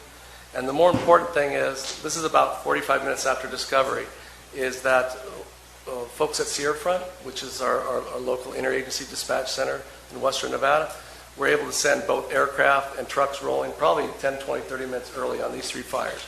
And it was important for the Rock fire because it was right next to a neighborhood. The other thing I hope you look at or see is that, wow, that's some clear imagery, right? And guess what? Every one of you could have logged onto our system and time-lapse this situation in real time so you can understand your own situational awareness. So folks around San Diego County, Lake Tahoe, when there's a fire, everybody jumps on the cameras to make sure it's not next to their house. And what we're also finding is sometimes they're watching the cameras and they'll tweet out or contact us that, hey, there's a fire on one of your cameras. And lo and behold, a couple times the public has discovered their own fires to help us out. And that will become important in the future. So why is alert wildfire spreading like wildfire? And one of the interesting things, not that this isn't a good thing, but it isn't actually the thing. It's not that we have this auto detect, because that AI thing isn't as good as you think it is. And so we're working on it with folks at Lawrence Berkeley Labs and other universities. Here's the thing, if you ever go over just down the street a couple hundred yards and go sit in the CAL FIRE Center, the ECC, and wait for a call to come in. And I know, I haven't been in yours during fire season, but we were in St. Helena, for example, just this last summer, before we had cameras in North Bay. And a fire came in during the ranch and river fires burning just out of control. And now another fire crops up at Berryessa, near the Lake Berryessa. And then a second call in. And everyone's panicking. Because now, oh my God, we got the Mendocino Ranch complex burning, and now we got another one, Lake Berryessa. They diverted 2 aircraft to go dump. Guess what? No fire. It wasn't there. False alarm. Half of what comes in is at least in my area, is not even a real fire. And of those that are real, you know, when you see that, I don't know, maybe it's like Jay Leno or something, and they ask to get a map, and hey, where's California? And it's in Malibu, and no one can point out on a map. Well, guess what? That same person's calling in a fire, as happened in North Bay, and this person thought it was Pine Mountain, but it was actually Geyser Peak. That's 15 miles away. And had they not had the cameras at the time, the strike force would have went out and essentially tried to find a fire that was burning 15 miles away. Guess what? It took them 20 seconds to figure it out. They dispatched it in the right area. And that's the biggest gain that you will get, is it allows folks over at your ECC to essentially know immediately if there's really a fire that's taking off, or if it's misplaced, or if it's just not unable to find ultimately. That's one way of reducing that time to strike. And the other thing is to scale up. I've now looked at fires for 5 years, probably more than any person on the planet, on HD cameras. And you know right away with our time-lapse function, is it blowing up? Is it setting down? Well, guess what? If you don't need to scale up the normal response you put out at dispatch, you save, well, somebody saves 90 grand. Or if you need to double, triple it, or the folks in Idaho at NIFC is looking at it as well, and they need to send more aircraft as a regional shift. Everybody's watching the same template. Everybody gets to see what's laying out. And you get to follow that fire from start to end. And if you need to have an evacuation phase, everybody understands right away what's going on. And then, you know, we're about 20-some years past, almost 30 years, the tunnel fire in Oakland Hills, but that was a fire that was put down, popped up the next day. $3-some billion of damage, 21 lives lost. So these cameras will sit on fires for days afterwards so they can make sure as they, because again, it's a big orchestrated move during fire season, because you got people here and then you got another fire pop up here, and so they're able just to watch it from a camera and reduce the number of people there, so they got people to go somewhere else. One of the things you get to do if you all want to go back to kind of the beginning of your life and become a firefighter is you get to go on live view. And so when there's a fire, you move it, or hopefully there's not a fire, but if there is, you move it towards the fire and you just watch it live in HD. This happens to be the Perry Fire northeast of Reno, Nevada, and this is during asset protection. That's the NOAA radar dome. If that gets burned over and lost, the Nevada airport goes down. So here's BLM fighting this fire. Paul Peterson, 4 seconds after he moved it, he's the fire management officer for all of BLM Nevada, and they're watching this and making sure that the assets are protected on the mountaintops as well. But you get a live view. But for the public, you'll go onto a website that looks like this, and you'll get to pick your area, like the Tahoe camera sites, and this is the way it looked in 2017, and you'll have a whole bunch of different cameras to pick, and you just click the little thumbnail, and in the upper left-hand corner, this happens to be Red Mountain during the Lilac Fire, and there you get to see a bigger picture, and if you right-click it or touch it on your iPhone, you get to see a time lapse. So you can see fire behavior. Or during a lightning storm, we or as in the ECC, will move the cameras around and park over lightning strikes and just keep the time lapse until that first puff of smoke. And sometimes it never happens. For the public, you can also see where the cameras are pointed in the view shed. And if you go up to the little menu there, you can actually cross two cameras, and that's what they'll do in your ECC, and they'll be able to locate it right away. So they can dispatch to the right location. And again, sometimes it's 10, 15 miles away because somehow geography wasn't loved enough by the students when they were taking it. But we've really developed as the 21st century crowdsourcing of fire lookout towers. So we have programs, for example, in Orange County, physically disabled people are volunteering now to man the cameras during red flag days. We recommend your county do the same. Whoever wants to be in. Because even if we got artificial intelligence doing it, we got the cameras at dispatch, we want the public involved. Because it's all about reducing the time to understanding where the fire is and what needs and how it needs to be hit. So here's a time lapse and why it's important. This isn't the Carr fire in Reading. This is a couple years earlier, 20 miles south of Paradise. And this is this tornadic behavior again. So folks at Grass Valley ECC were watching this and realized that's not a good situation. That's a very dangerous situation. But also the rest of the world could log on to our cameras and watch this as well. So again, we got to have everybody on the same page. We have to build a system that works. And so our system is on Amazon's S3 bucket, which means it scales infinitely, which what really means is 1 million people can hit the cameras in 1 minute. And the only thing that we have to worry about is paying the bill. So we're using the same stuff that Netflix is using to, what we all do at night. But we're using the same infrastructure as Netflix to make sure that that is delivered properly. And again, it's important. And what we're really doing too is it ends up being kind of a weather camera system. And we're tricking everybody to go, hey, if you're going to go to the beach, you're going to go skiing, we want you to learn to use the cameras because when it's that bad day, you already know how to use it. So that's another thing that we've noticed. All right, so back to the San Diego magic. This is December 7th, and thankfully, in some regards, it wasn't a day that will live in infamy for San Diego County, although there was loss of life of some horses, which I don't want to understate. This was the worst burn index fire day in the history of San Diego County. And we were burned over by the Witch Fire. By the Cedar Fire, sorry. The Witch Fire 2007 was actually the worst day before this. We knew this for 10 days going into this event, that this was setting up to be potentially the worst day. And the reason we knew that is San Diego Gas and Electric has a whole weather meteorology kind of branch of their company that does supercomputer modeling. And they start about 10 days before a Santa Ana, right? Not just Santa Ana's, but that's the most typical situation. 3 or 4 days before December 7th, the Thomas fire took off.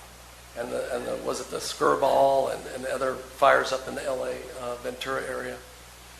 Our friends in San Diego were freaking out because we knew that weather was setting up for the Santa Ana of all time. And it was delivered on December 7th. Worst burn index was like 250. You start panicking when it's over 50. Now, here's the deal. They were essentially especially those 3 days before this event, they were burning the county down 100 million times every 6 hours. And the reason they do this is they want to know for a given wind direction, humidity, maybe the winds could be a little bit bigger, a little bit, the humidity's up and down. They do this, what's called Monte Carlo, but they kind of just shift all the different bits and pieces around what they think the model is. And they make a threat map, and based off that threat map, they start turning off their electrical circuits. And the reason they do that is they know if a spark starts here in San Diego County versus here, this may not be a big deal, even on this day. This is a big deal. And so they have to turn off the electricity because if something starts. Now, guess what? They still did that, and a Winnebago caught fire on the side of the road, just north of Escondido.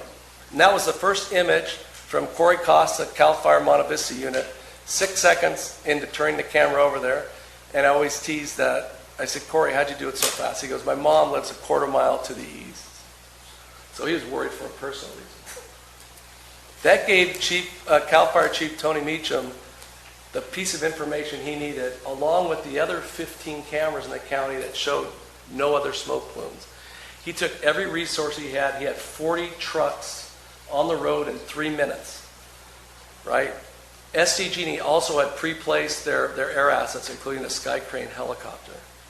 So this thing was hit in a way, as Tony Meacham testified in front of the San Diego Board of Supervisors, in a way that he would have never risked without having these cameras. And this lilac fire was knocked down at 4,050 acres. Everyone thought it was going to burn to I-5, if you're familiar with 15 and the I-5 corridor. That's a multi-billion-dollar event, potential loss of life. And this is what it looks like in super-duper time lapse. This fire was followed from 4 different cameras the whole time, so that Cal Fire and San Diego County Fire and the Forest Service working together could make the best attack on this fire throughout the day. And if you look in the back, you see a smoke plume just jump up. And that's interesting because that was a fire in Mexico, but not much. And normally they would have to pull fire resources off the lilac in case that was in California. And they knew from triangulation right away within seconds. That is, unfortunately, it's Mexico's problem. We're keeping everybody on the lilac. And again, this is how you essentially make sure that that fire doesn't become the next Woolsey fire. And that you see as we go into nighttime. So again, unfortunately, after the campfire's going, the Hill fire, then the Woolsey fire, and a few days later, that weather condition set up again. And that SWATI hammer is the Santa Ana Winds Threat Index. It's a single number that they now have down there. And I like a single number because I'm a seismologist. Everyone knows a magnitude 8 is bigger than a magnitude 5. The SWATI index kind of floats up to 60, hopefully not much more. When it's above 30, the chances of you not having a significant fire in Southern California is virtually none. Zip. Because the conditions are so ripe that that's when you have all your big fires.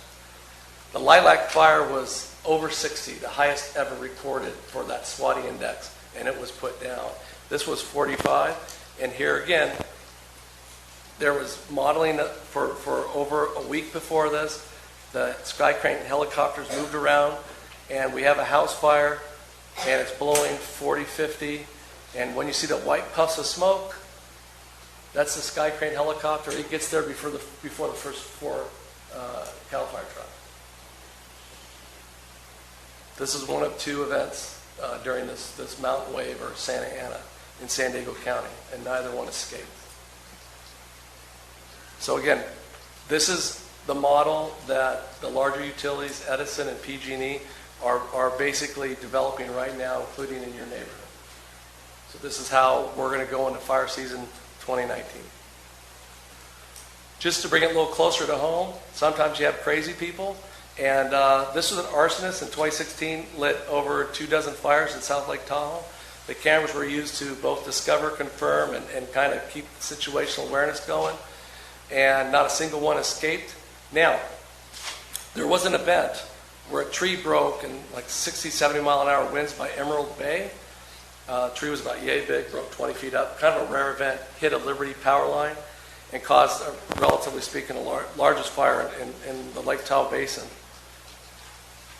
What's interesting is, and not that this would have been determinative in the outcome, but the weather here modeling isn't what we have in San Diego. And so it was an escalated fire threat, and the fire folks all went home, or at least the extra piece of people, because the rain was supposed to come at midnight, and the rain came at 3 a.m. The tree broke at 1:15 and caused the Emerald fire. But guess what? The arsonists decided to use the Emerald fire to light one over by Meeks Lumber, kind of in Al Tahoe, and you could see it in the foreground. And to our luck, he lit it right there when everybody was watching it on the cameras, and it was knocked down in a high wind event. This system, along with all the weather modeling, there's no 100% guarantee. There's no silver bullet in fire. What we can say is we're having a ton of success, but a ton isn't perfection. And we don't want perfection to be the enemy of the good or the very good. And so what we're trying to do right now is build a very good system.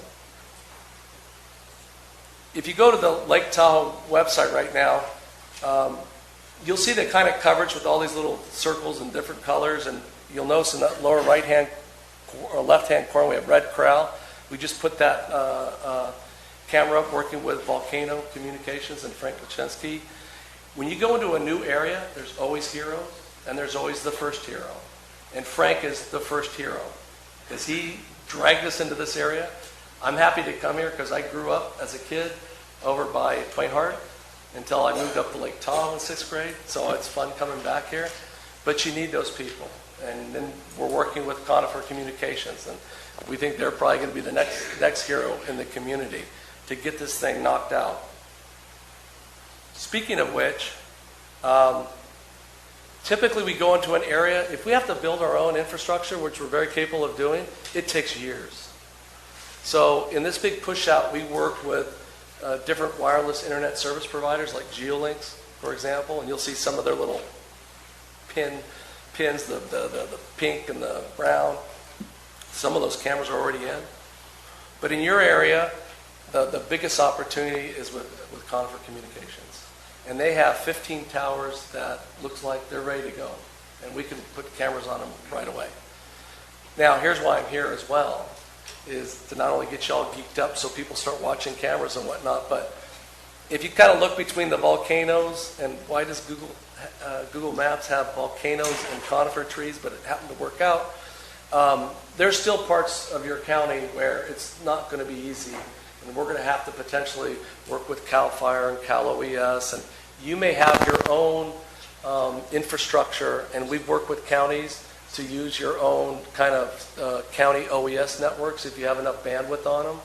So, for example, in Napa, Sonoma, some of the cameras are actually backhauled on your towers or their towers and their communications, and we can do that all securely. So that's another opportunity. But we got to also figure out how to fill in some of those holes. And but the good news is this area is relatively set up to do a major push this spring to get out some assets. And so we're going to obviously be talking with the folks at Conifer after this presentation, and Sonia. And but again, we need to fill in some of these holes. And I don't need to tell you, you all lived the Butte Fire, but the Butte Fire wasn't the Butte Fire in the fall. So I drive through parts of Amador County, and it's set up worse than the Paradise area, or quite frankly, parts of the North Bay. Not a good situation. And just like with Paradise, you have the McCollum River Gorge, and so you can set up wind patterns through that. So again, it's not just the cameras. It will be the weather modeling that PG&E will be doing here, working with local fire protection units. It's kind of the whole kind of dance, ballet.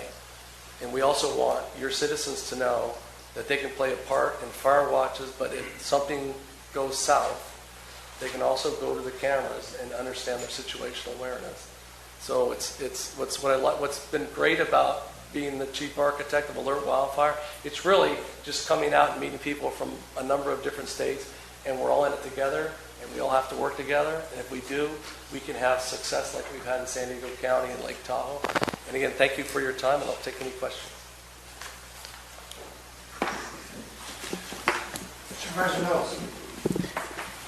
The pendulum is swinging. Yeah.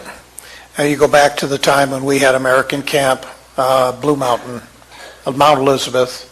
You go down to Mount Bullion. Those were all towers. Yes. And they were manned 24/7 during fire season.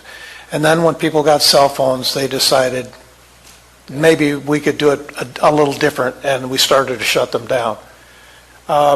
Is Blue Mountain going to be one of those spots that's considered, I'm looking at it visually from how key that spot is in the total picture, just like Mount Elizabeth is a key. As all of the spots that are on there, which means, hey, we have a path forward, Blue Mountain is definitely a critical place.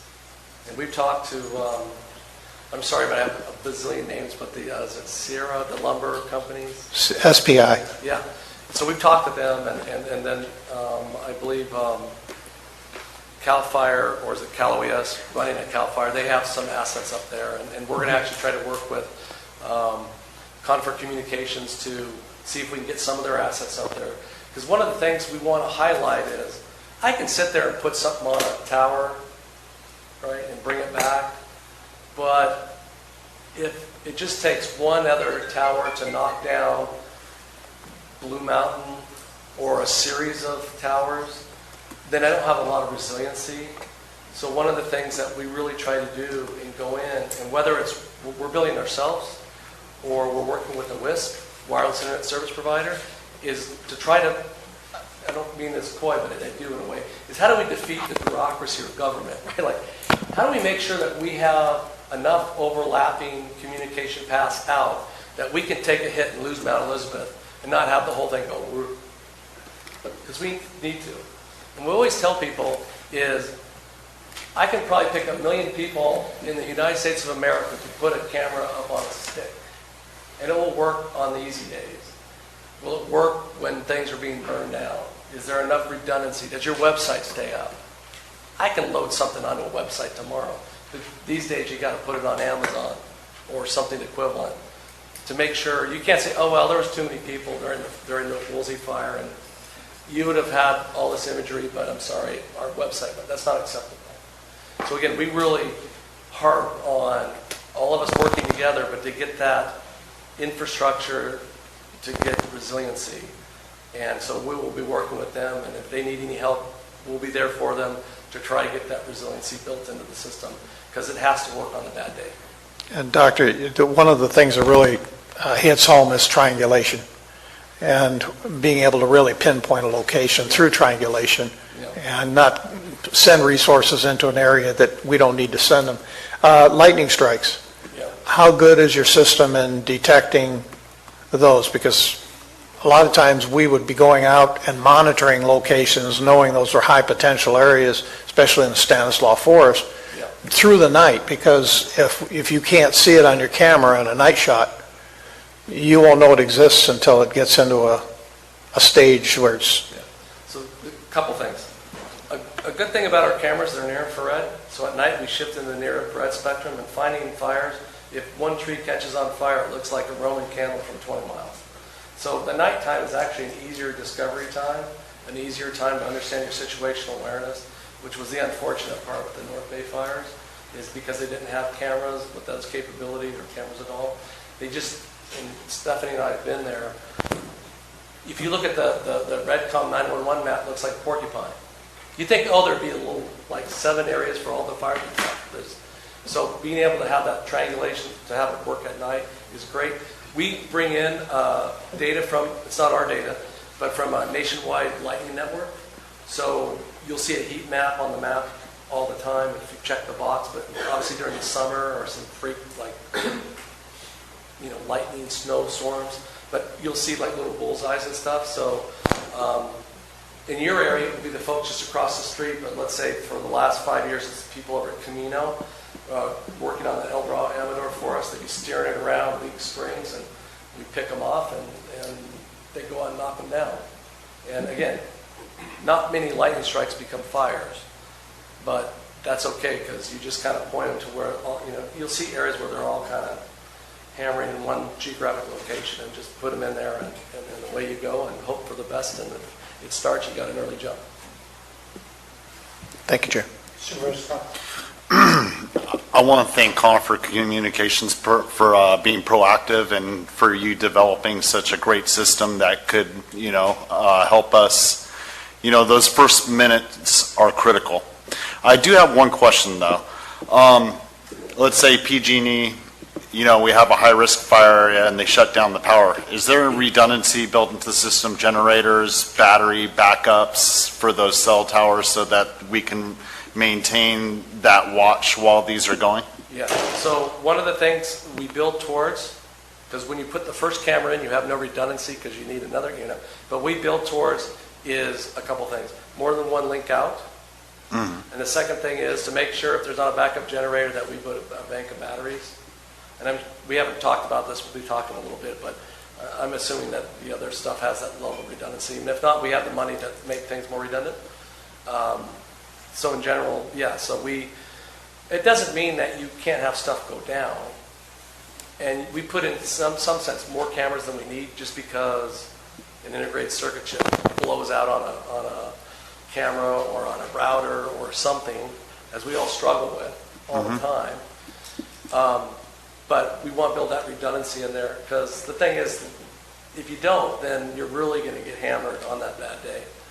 But again, before we went to the cloud, we'd have a fire, for example, in the Reno area, Tahoe area, and our site would just go down because we'd have 10, 20,000 people hit it right away.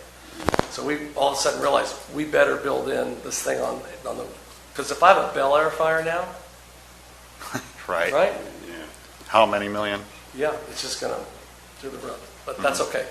That's why we're here. Absolutely. Thank you. Supervisor Callaway. Could I answer a question or answer Ben's question? On our entire network, every site has a double redundancy feed at minimum, if not triple, within 4 hops to a fiber line, and those are also more than one fiber line.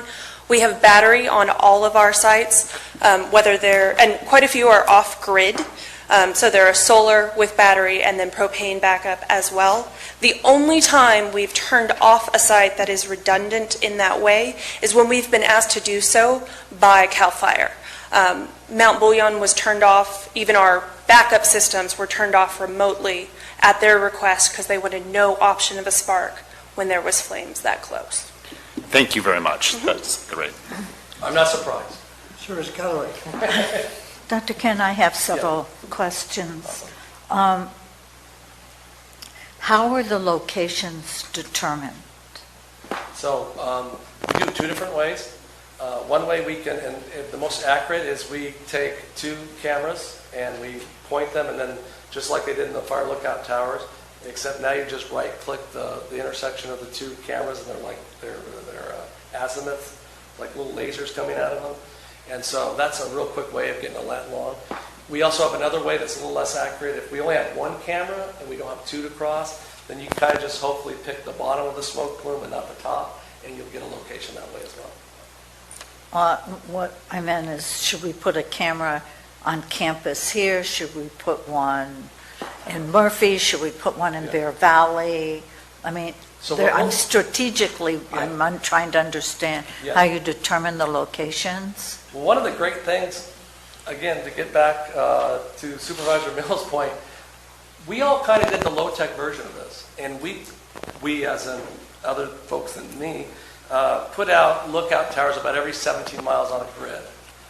And that was kind of seen as the optimal way of essentially having the best line of sight, being able to cross, locate them with binoculars, put in the azimuths and cross them. Okay? Well, now here's the problem. The fire conditions have gotten a lot worse. And here's a couple things. A person on a lookout tower, which I'm not opposed to at all, we need all the eyes on it, but he or she can move the cameras, right? But they also don't have time lapse. They don't have near infrared vision at night, so that's a challenge, right? The other thing that kind of sold it for me, because we go up there and talk to some of these lookout people, if you look at their little chairs, they have ceramic feet on them.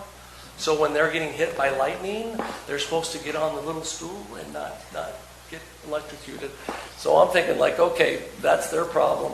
They really want to be up there. But again, we build in Wi-Fi to leak springs. So if their lookout that's there sometimes, they can he or she can take their laptop and actually control the cameras from the lookout. And that's not a bad thing. So we install the systems. I mean, I think we need every tool available. Yes. And it's not monitored yet. I understood PG&E has a fire center, yes, and they're monitoring the cameras that they've installed.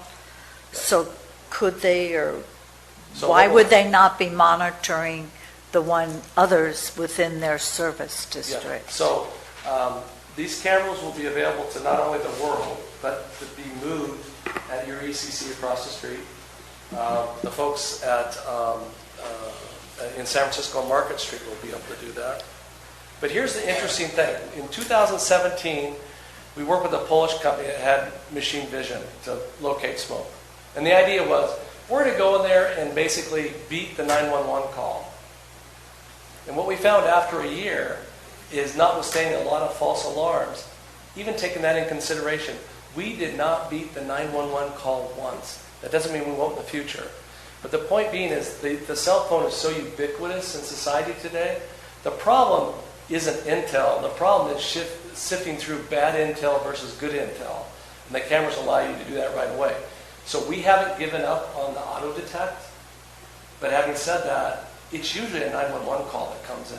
That's either spot on, that's not a real fire, or it's located in the wrong space. And we don't have 10, 15, 20, 30 minutes on some days to sift through that problem. It's easier to be able to locate it within a minute. And the other thing we can do, and what goes on, is we can also initiate a burn model based on that location, and within a minute tell you whether or not, or where the 3 and 6 hour burn radii will go. It's not perfect, but it's pretty good. And so that's something we're working on this summer as well. And the software that the folks at PG&E also run has that ability. So it's not only like, here's the fire, and then they dispatch out of San Andreas with whatever they think is appropriate now that they can see it, but to also get that 3 and 6 hour burn radii going, to know, is it really bad? Because if you did that during the Tubbs fire, you'd have shown that hitting 101 in 6 hours, it took 5. The previous fire in the 60s took almost 3 days to get there. So in their mind, they didn't think that you could go from Calistoga to Santa Rosa in 5 hours, but actually the burn models showed that that was more or less what was going to happen. So there's a lot of high-tech stuff that I didn't talk about today that's kind of going into this ballet to knock these fires down early and to provide situational awareness for everyone. So PG&E's put up cameras. There are cameras. I understand Yeah, they're your okay, cameras. Yeah. And then Conifer puts some up, and I'm not real clear how that happens. And that I understand, if we have a camera on county property, then the county pays a fee? No. So here's how it works. No, I mean, it's like, I'm not clear on. Okay, so I'll go through this little dance here on the money side of things. So UC San Diego and University of Nevada, Reno have grants from the 3 major utilities. And what that allows us to do, in the case of Conifer, is we get to reimburse them for their tower climbers who put the camera up there, reimburse them at their going rate for the backhaul or the bandwidth that we use, and then reimburse them for maintenance of the system. So in a sense, we are transferring money from, in this case, PG&E through UC San Diego to Conifer, but we get access to their towers.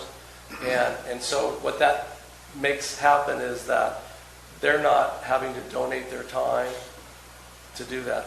Now, on the county level, what we've worked out so far, but every county can be different, is that we pay Sonoma County so much money to put a camera up on their tower.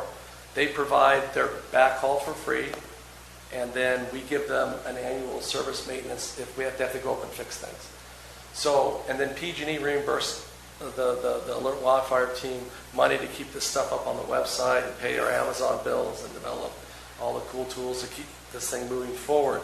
So in a sense, if the county ever has to provide something, is if we were on one of your towers and you would provide tower space, power, and backhaul to us.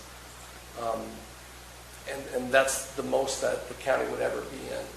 But when the Conifer, what's going to happen is, if you're at the ECC over here across the street, you know, Chris Sarah, she doesn't really care whether PG&E paid or if it's on a Conifer tower or if it's a bunch of knucklehead seismologists that do it. She just needs it to work.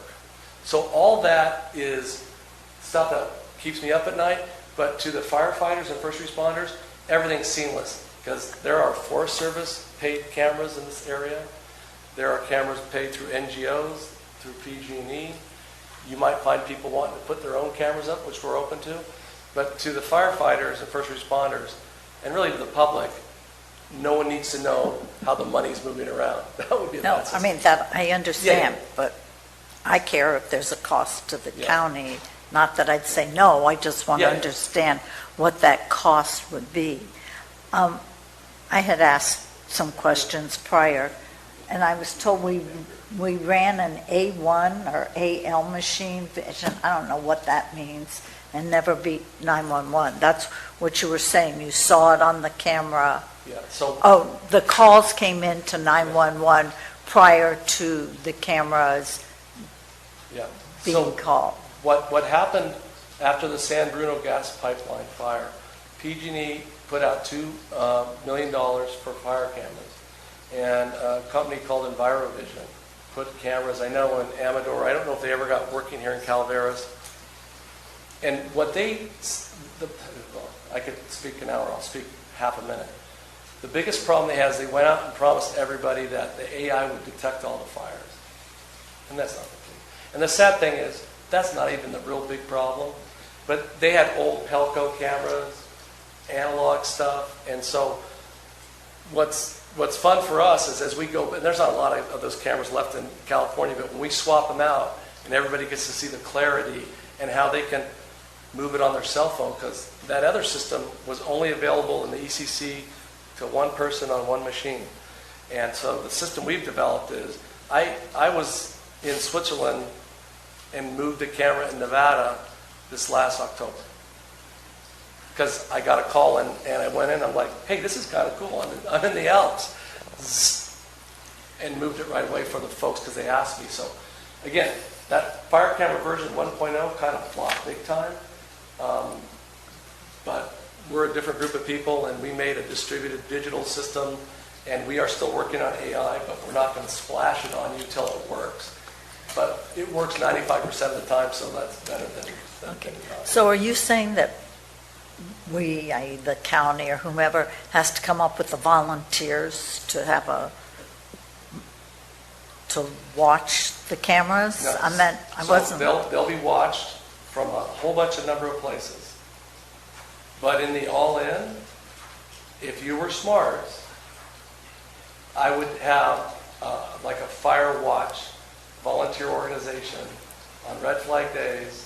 It's not necessary, but again, if you just sit there and watch the cameras, you can kind of just you just mind, right? The more people you can get on the problem, the better. And that's all we're saying. So how, I want to get back to Yeah. picking locations. Yeah. And it sounds like you have one somewhere in West Point area that you mentioned earlier. Yeah. So how do I get them up the Ebbets Pass corridor where we've had Yeah. 2 fires that I've been evacuated from? Yeah, so that's a great point. One of the cameras that just went up at the very end of the season, Melissa Corey up by Kirkwood, Right. sees nicely into that area, but it's not the end camera, it's just the first one. So what we need to do working together is, obviously we have a heck of a head start with the Conifer Communications. And then the first smart thing to do is figure out where all the old lookouts were and see if we can get on those, like Blue Mountain. And then, at the end of the day, probably not this year, but as we go into years 2 and 3, we're going to have to probably build some stuff with Conifer. And so the problem is, I can have a perfect map. If I can't get land access, I'll pick a good peak instead of a perfect peak if I can never get up. But we're hoping with some of your help that maybe peak becomes an absolute peak, because you say, we really support getting up on Blue Mountain or wherever. And so it's just pretty much kind of, it just is organic. We know where the lookouts are. We know where the high points that give us a good field of view. It's really now, how do we get on top of them if there's no assets? And it ends up being kind of more of a political thing. I mean, I spend most of my time trying to work with different government agencies and private sector to get on top of mountaintops. Oh, the person who doesn't like government thing? That's all right. I didn't say government, I said just to defeat. No. No, but here's the. How do we beauty of it. defeat the government, I How do think was we- the statement. oh, how do No, we but, defeat it? I mean, let's be honest. The reality of it is,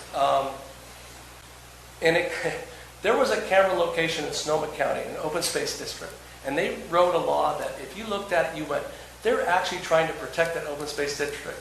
And then we needed to put a camera on top of there, and they wanted it, and they realized they wrote their own regs to make that not happen, and it took 4 months to unwrite that, and in the end, nobody had foreseen writing that 20 years ago what that really meant. And so, in the end of the day, we have to find the shortest path to get on top of mountains, and sometimes you have to go through that 4-month situation.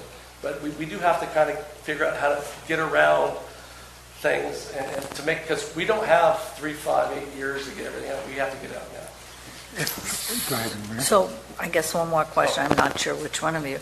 So if we're looking before fire season in Calaveras County, what is it that you're looking for, and what is how many, and what is the time frame? What do you need from us? What do you need? So, looks like we have a great head start in the kind of Calaveras 12 footprint with Confer Communications. The next step is, how do we get on some of these potential other towers? And they might be state assets. They may be your own assets. That's when I need your help. And I'm sure talking to Sonia after this, I'll have a better understanding of that. It may be that we need to work with Conifer to build out other links. And we can provide funding for that. But between the two of us, we may still need your help in getting access. So it's less of a money issue right now than an access issue. And that's really the big ask here. But if you have some towers that we can use, then that's great, and we'll put them into the mix and figure out how to make it happen. But it's kind of ridiculous, but right now it's a land use issue. Well, what the good doctor is actually saying is he would like access to the towers that the sheriff department has up Highway 4. Those are the assets that the county does have control over, that they could possibly put towers on and pay rent on. As you'll see, Highway 4 with our coverage right now is not covered. We've been in the county since April, and I'm working my hardest. My job every day is to increase internet in the county. And so I want all the customers up Highway 4 to be my customers. And so my goal every day is to put those towers, and I'm working hard to do that. So most of the towers in the corridor are AT&T Correct. towers. They're not county towers. Okay. So are you working with AT&T? I mean, there's not a whole lot of towers, and there's not a whole lot of internet. You're correct. So, I mean, there's one in Bear Valley and a couple of them, and they're in many. So do you connect? Do you put them on AT&T towers? Would you put them on Comcast towers? So far, we have not gone into the cell phone tower. That's not a very quick process. The first one that will go up, that schedule, is at the Edgewood Golf Course. It's a big 160-foot monopine, and we're using that as an example of how we could work together. Right. The other thing to be a little bit worrisome is the cellular companies are there to produce bandwidth and not reliability. So that's changing after the North Bay fires. But at that time, some of these towers could only stay up 12 hours in a crack. So if a fire's longer than 12 hours, there might be a problem. That's actually getting better through time. But we're all in. If you can get us on an AT&T tower, or we can work together to get us onto a county sheriff tower, we're all in. Can you go on a transmission tower? No. I'll just use my Edison case. We were able to successfully on Santiago Peak with that VLAB put cameras on one Edison tower. And what we all realized, including Edison, was this was very easy to do. And it just ground, because of their own regulations, it ground their company into the ground. Literally, it took 6 months to do one tower. Using the private sector, we put 1 plus 100 more in 2.5 months. And so they were like, thank God we decided not to put it on our own infrastructure. So again, from my standpoint, it's all about getting things out quickly. And what Conifer has is perfectly suitable where they have it. The question is, how do we fill in the holes? And again, whether it's county, whether we work with Conifer to build out their assets, there's about 10 different ways to go, but some of those pathways will need your support as I learn more about your county and your own infrastructure. Sonia, do you have anything else? I just wanted to say that as our company continues to grow and increase coverage up Highway 4 and some of those major peaks that we've been talking about, each tower that we bring forward to the planning department and building department will have already been evaluated for cameras. So our continued growth in the county will help increase the coverage as we go forward for these fire cameras. Okay, well, I think we all agree that fire is important and we want to deal with it. So, other public comment? David Harris with Conifer. To answer your question, Supervisor, more directly, monopoles are man-lift towers. We work off of lattice towers. We got a problem, pick them up truck, we're out there, we're up there, we take care of it, gone. If you're going to get a lift truck, you're going to have to get a Class 8 truck, bring the piece of equipment out of the valley. You're looking at $1,000 per day cost. So it's two different business models, cellular or WISP. And if you're going to, as Tuolumne County has done a lot, look at monopoles almost exclusively with the fake tree effect, you're limiting yourself. And that's part of your problem up 4. And we're working on several locations up there as we speak that we're not going to divulge in this public forum.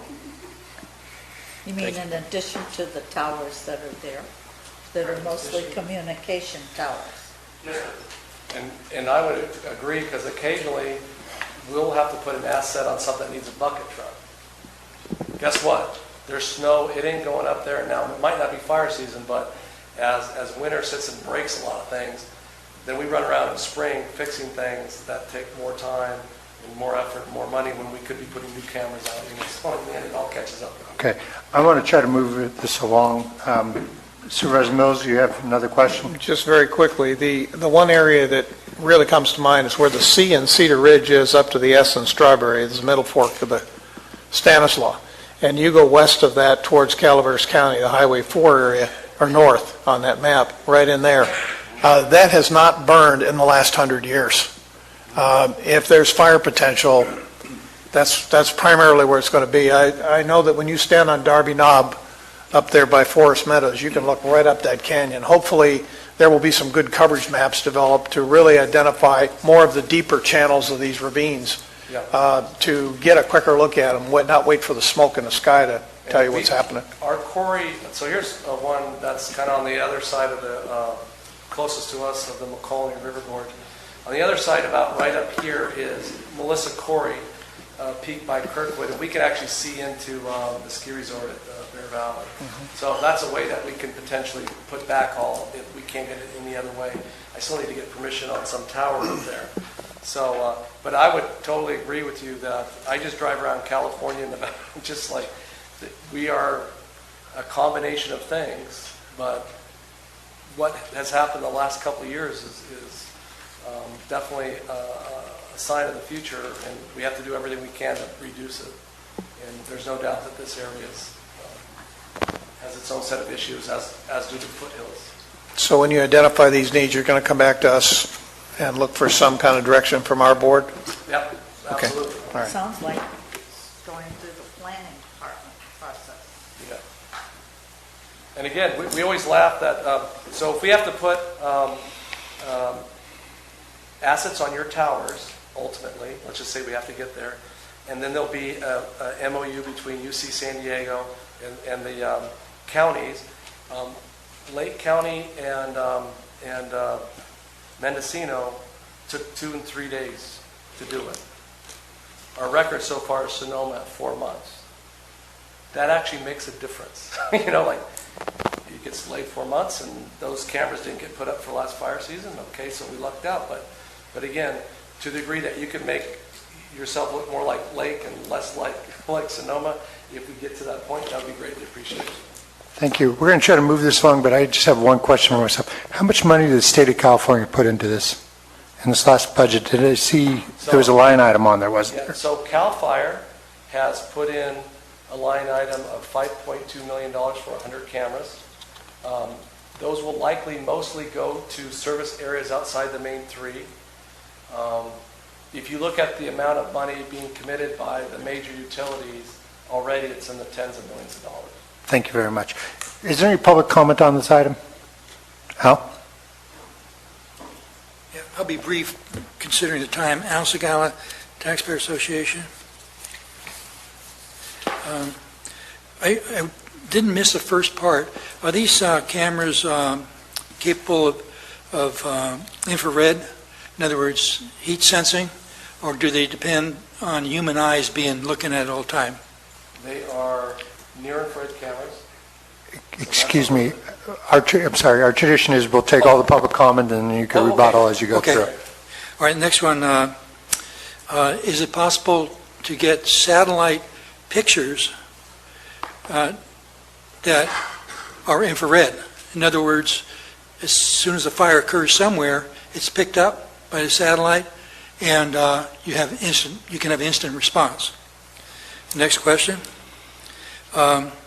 If early suppression were successful, what would be the cost savings for California? And then the last question is, what would be the cost of more super tankers? Thank you. Thank you. Is there other public comment? Saying none, we'll close public comment. If you give a brief rebuttal. I can go, maybe we can go one for, is it okay if he? You could actually, if you guys want to talk afterwards. No, I'm just saying, just to remind me of the 4 questions. First question, are they infrared? Yeah, I can remind you. They are near infrared? Yeah. Your cameras are infrared? Near infrared. Near infrared. Near infrared. Okay. So a thermal camera, which is great, other than they're really expensive, typically lower resolution. We are testing the thermal cameras, and to the degree I was excited, I started using them. I realized that the near infrared are a lot better, but we use near infrared. What was the second question? Does it require human eyes to be on it all the time? So presently, right now, it's a 911 verification tool. We are working with Lawrence Berkeley Labs on machine vision and AI, and so we're doing that, but the false alarm rate is too high. Excuse me. We really got to get going on with this meeting. We've really expired over an hour on this. Okay. Unless is that okay? Maybe you guys could update outside, or do you want to just sort of summarize? If this would be important to the Board of Supervisors, you might want to get the answers. I would say on a cost savings basis, and this happens a lot in El Dorado, during a burn index 52 or higher day, which isn't the end of the world day, every time they de-escalate a response, it's $90,000 saved. If you count all those up, they pay for the cameras. That doesn't include the fire you put down, and you don't know whether it would have been a big fire or not. And the last thing is VLATs and everything like that, it's big money. So at the end of the day, if you can keep things out of the air except for the initial attack, you've saved millions of dollars. Thank you very much, Professor. Appreciate it. Thank you. Al, we'll get those rest of those questions. Thank you for your patience. Thank you. Item 22 is from Public Works to adopt a resolution incorporating fiscal year 2019-20 projects into the list of projects funded by SB 1, the Road Repair Accountability Act. Mr. Pack. Good morning, Chair Garamendi and members of the board.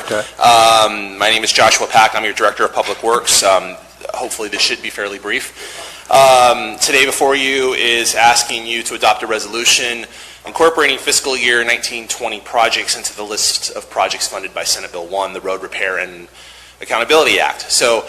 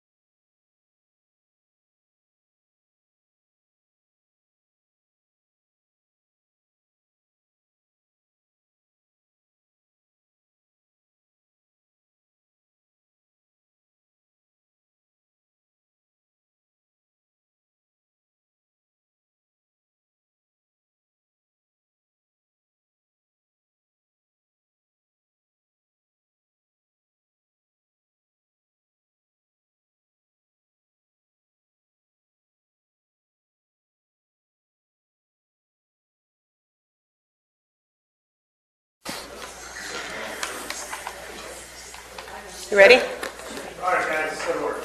Okay, so report of closed session, item number 1, conference with labor negotiator pursuant to Government Code Section 54957.6, closed session with county designated labor negotiator Judy Hawkins regarding employee organization, Calaveras County Deputy Sheriff's Association.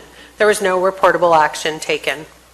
Item 2, conference with labor negotiator pursuant to Government Code Section 54957.6, County Designated Labor Negotiator Judy Hawkins regarding employee organization, Calaveras County Sheriff's Management Unit. There was no reportable action taken. Item 4.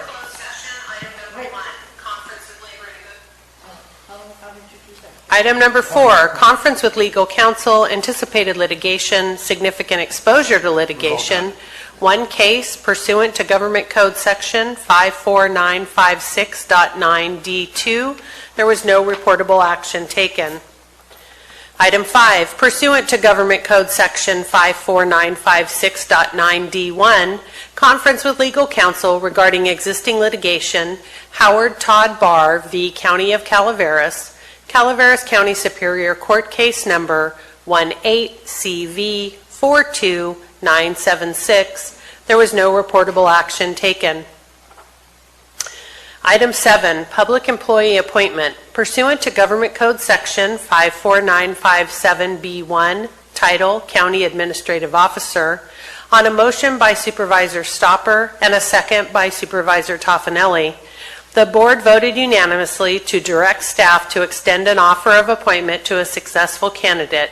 If accepted and after completion of a background check, the name will be released and staff will bring forward a contract and resolution memorializing the appointment.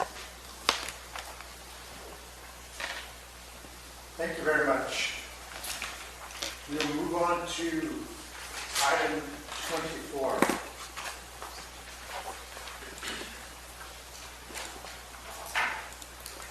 Item 24 is from the Administrative Office to create a facilities ad hoc committee to assist in facilitating project delivery and prioritization of certain facility infrastructure public projects approved by the board on April 10th, 2018.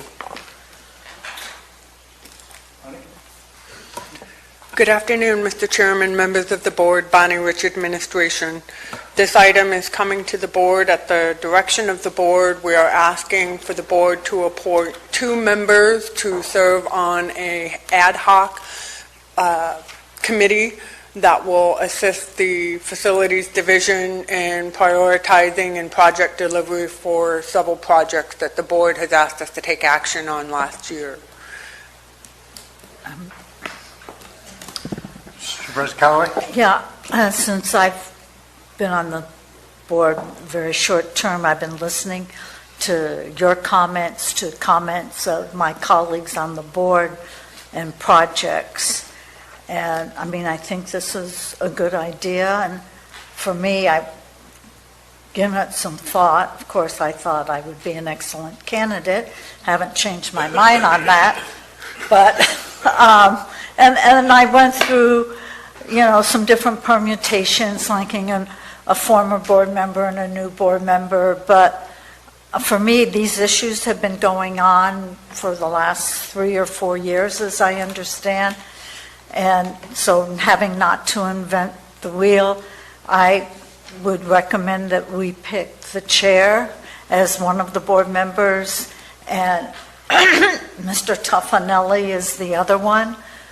And the reason I pick Gary is, one, Gary's familiar with construction, sort of, and he and I work, sort of.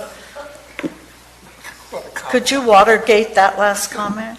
And I worked with Jerry on, Jerry, I don't know who Jerry is. I worked with Gary on the jail project, and I just think he brings a long-term perspective to it, and Jack sort of brings a new perspective, and he's probably been the most vocal on these issues, so let him put his energy where his concerns are. So to make a long story short, colleagues, I recommend Supervisor Garamendi and Supervisor Tuffanelli be on the ad hoc committee. Is that a move? Let him, Any other further discussion? Supervisor Sauber? I could support those recommendations if it was to be a motion.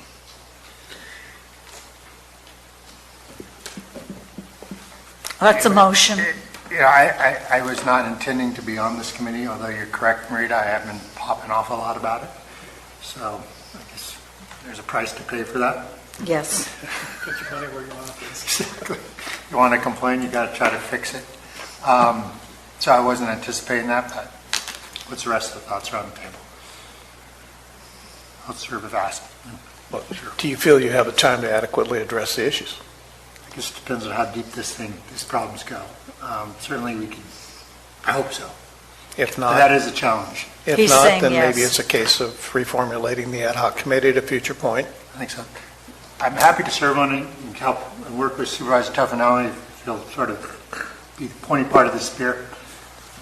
Sure, I'll be happy to sit on this committee and use some of my experience that I have, the little bit in construction. Sort Just a taste. So I would accept it. And Bonnie, if there's any problems with these two members, you just come back to the board. I will do that. Thank you, Marita in Supervisor particular. Callaway. Okay, so we have a motion. No, we have public comment. Public comment. Is there any public comment? Yeah, is it going to be successful? Any public comment? You come to the microphone, please, if you're going to. Okay. Seeing none, we'll bring it back to the board. We have a motion. We have a second. Chair, I just wanted to remind the board, it is in the staff report, but with ad hoc committees, it has to be limited in duration. It is being proposed that this committee be dissolved at the end of the fiscal year 1920, or once all the projects that are contemplated are completed, whichever occur first. So I just wanted to... Fiscal year? Fiscal year. So that's June? 1920, so it would be June of 2020. Next year. Correct.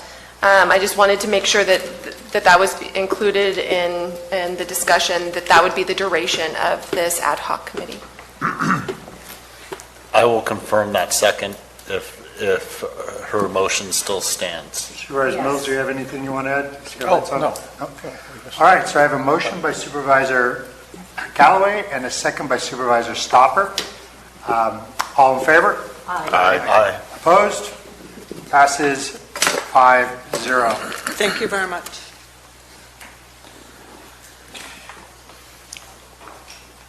Item 25 is from the Clerk of the Board of Supervisors, appointment of applicants to serve on various committees, commissions, advisory boards, and county service areas.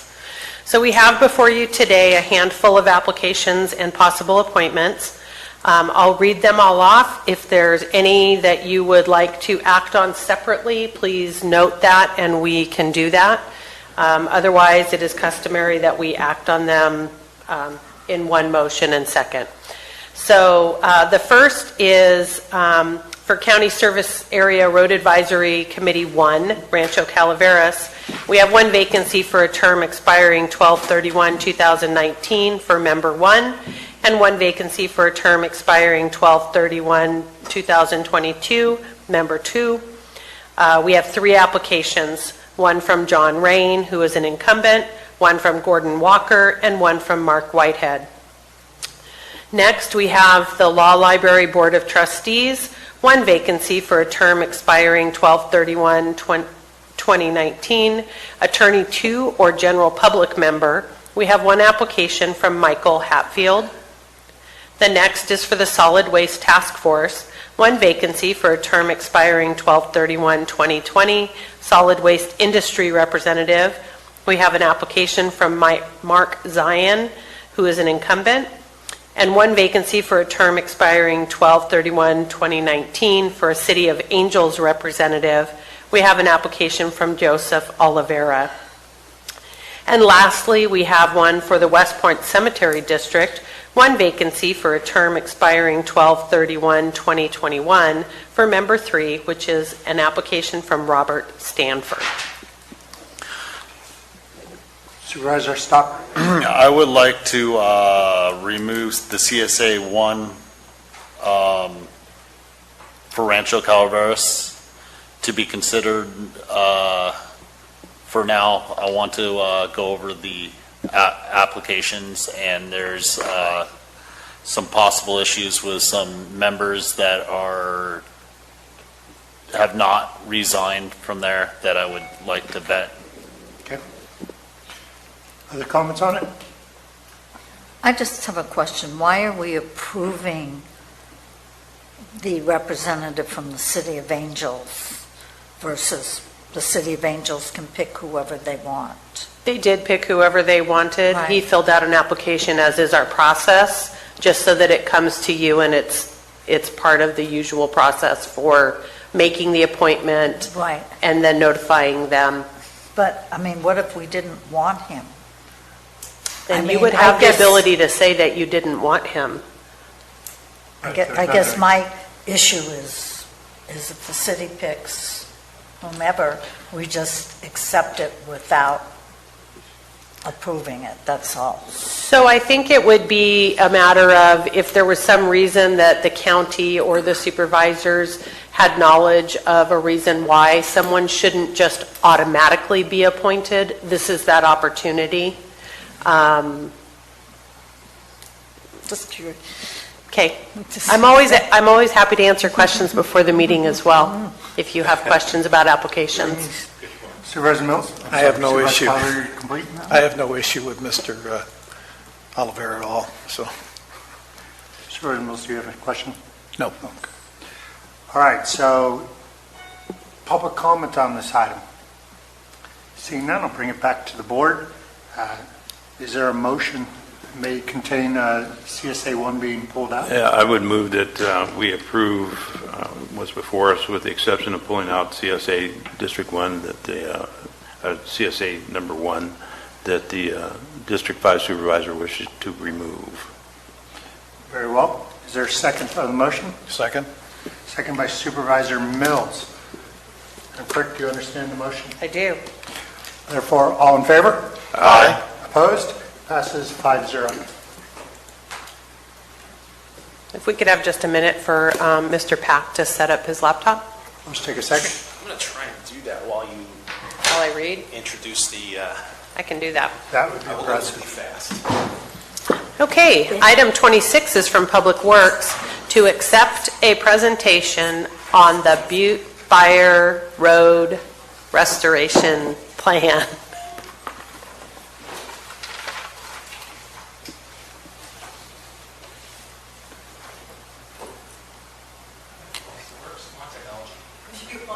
No, it's fine. I think it's just good to Is your projector warmed up? There we go. It's coming up. I will explain to you. There's I am impressed. Okay.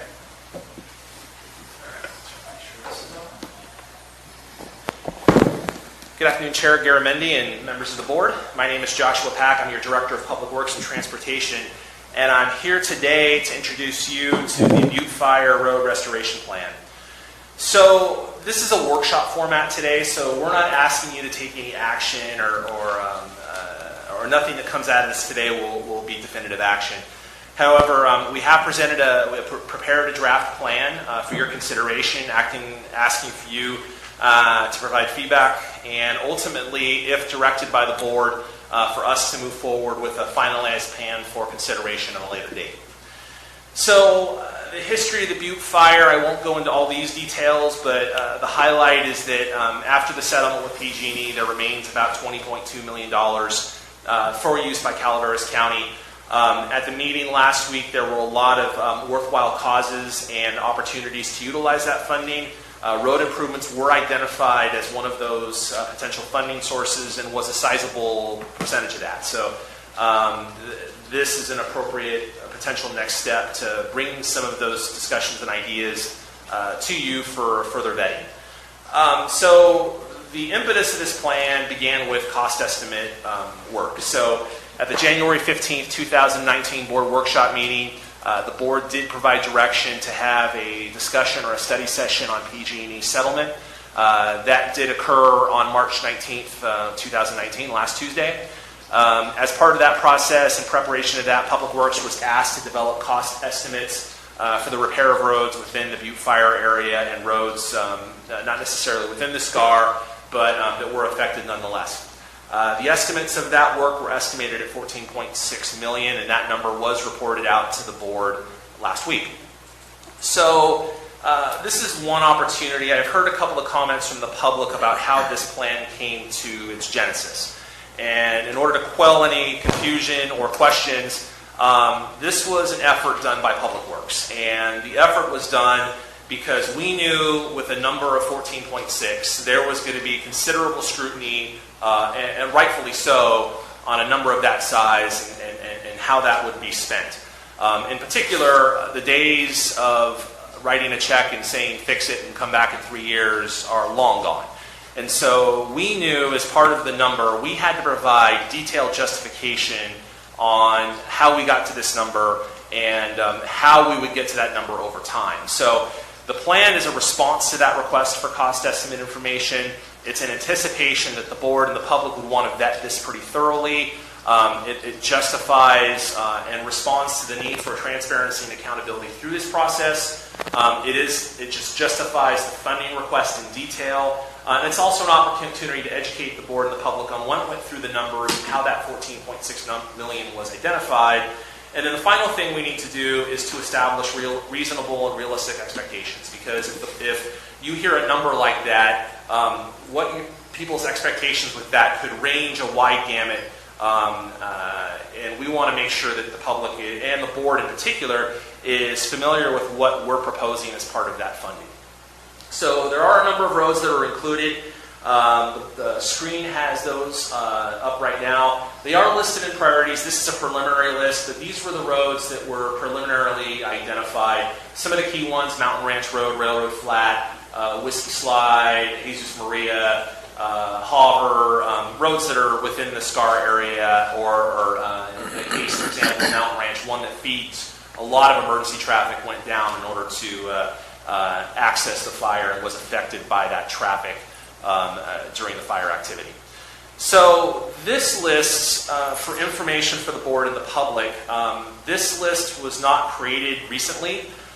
This was an original list that was created shortly after the Butte fire, and it was part of a mutual aid agreement. So when the fire occurred afterwards, we received assistance from the state with engineers. They worked with our staff, both maintenance and engineering staff, to identify all the impacts from the fire. That list was the impetus for us going after federal reimbursement opportunities by both FEMA and FHWA. As I mentioned already, there are some roads outside the burn scar, but this list that was provided in the previous slide, there was no previous input from the board or public that I'm aware of. So again, that list, that was, instead of recreating the wheel, a list had already been prepared 3 years ago. We used that as our initial estimate moving forward. Now, the board has complete and total discretion to add or subtract roads on that list. Again, this is up for your discussion. We had a list of priorities on there, and we'll talk more about this in coming slides, but the idea was that we would start with priority roads based on volumes, based on capacity, based on their functional classification, so roads that are regional in nature would receive initial efforts, and then we would move towards potentially more local roads, lower volume roads, as we move forward in the program. So the damage, as you can expect, was pretty severe and significant. Now, some of these roads weren't in great shape before the fire, but the fire certainly exacerbated some current roads. These are things that you would be aware of. Significant potholes that we've been chasing since and after 2015. The pavement conditions are in pretty rough shape on a lot of these roads. Drainage is one of the biggest issues because with the lack of erosion control, the erosion coming down from the hillsides has been filling up drainage ditches, roadside drainage ditches, clogging culverts, causing localized flooding, rotting out culverts that were already probably not in great shape to begin with. So that's a significant push as part of this plan, is to restore drainage to its original condition, or better than what it was before. Roadside tree vegetation and brush is certainly a concern, not only from fire, but also from a safety perspective. Unpaved road damage, those roads, while sometimes takes a little bit less effort, some of those roads were impacted, need gravel stabilization efforts. Hillside slope stability is another thing that we can look at, especially with the erosion issues. Are there localized issues where we need to look at to help provide stability for the hillside? So we do have a number of recommendations for you today. What these recommendations encompass is a significant effort and a realization that there's a lot of effort and a lot of different facets that need to take place in order to complete this work.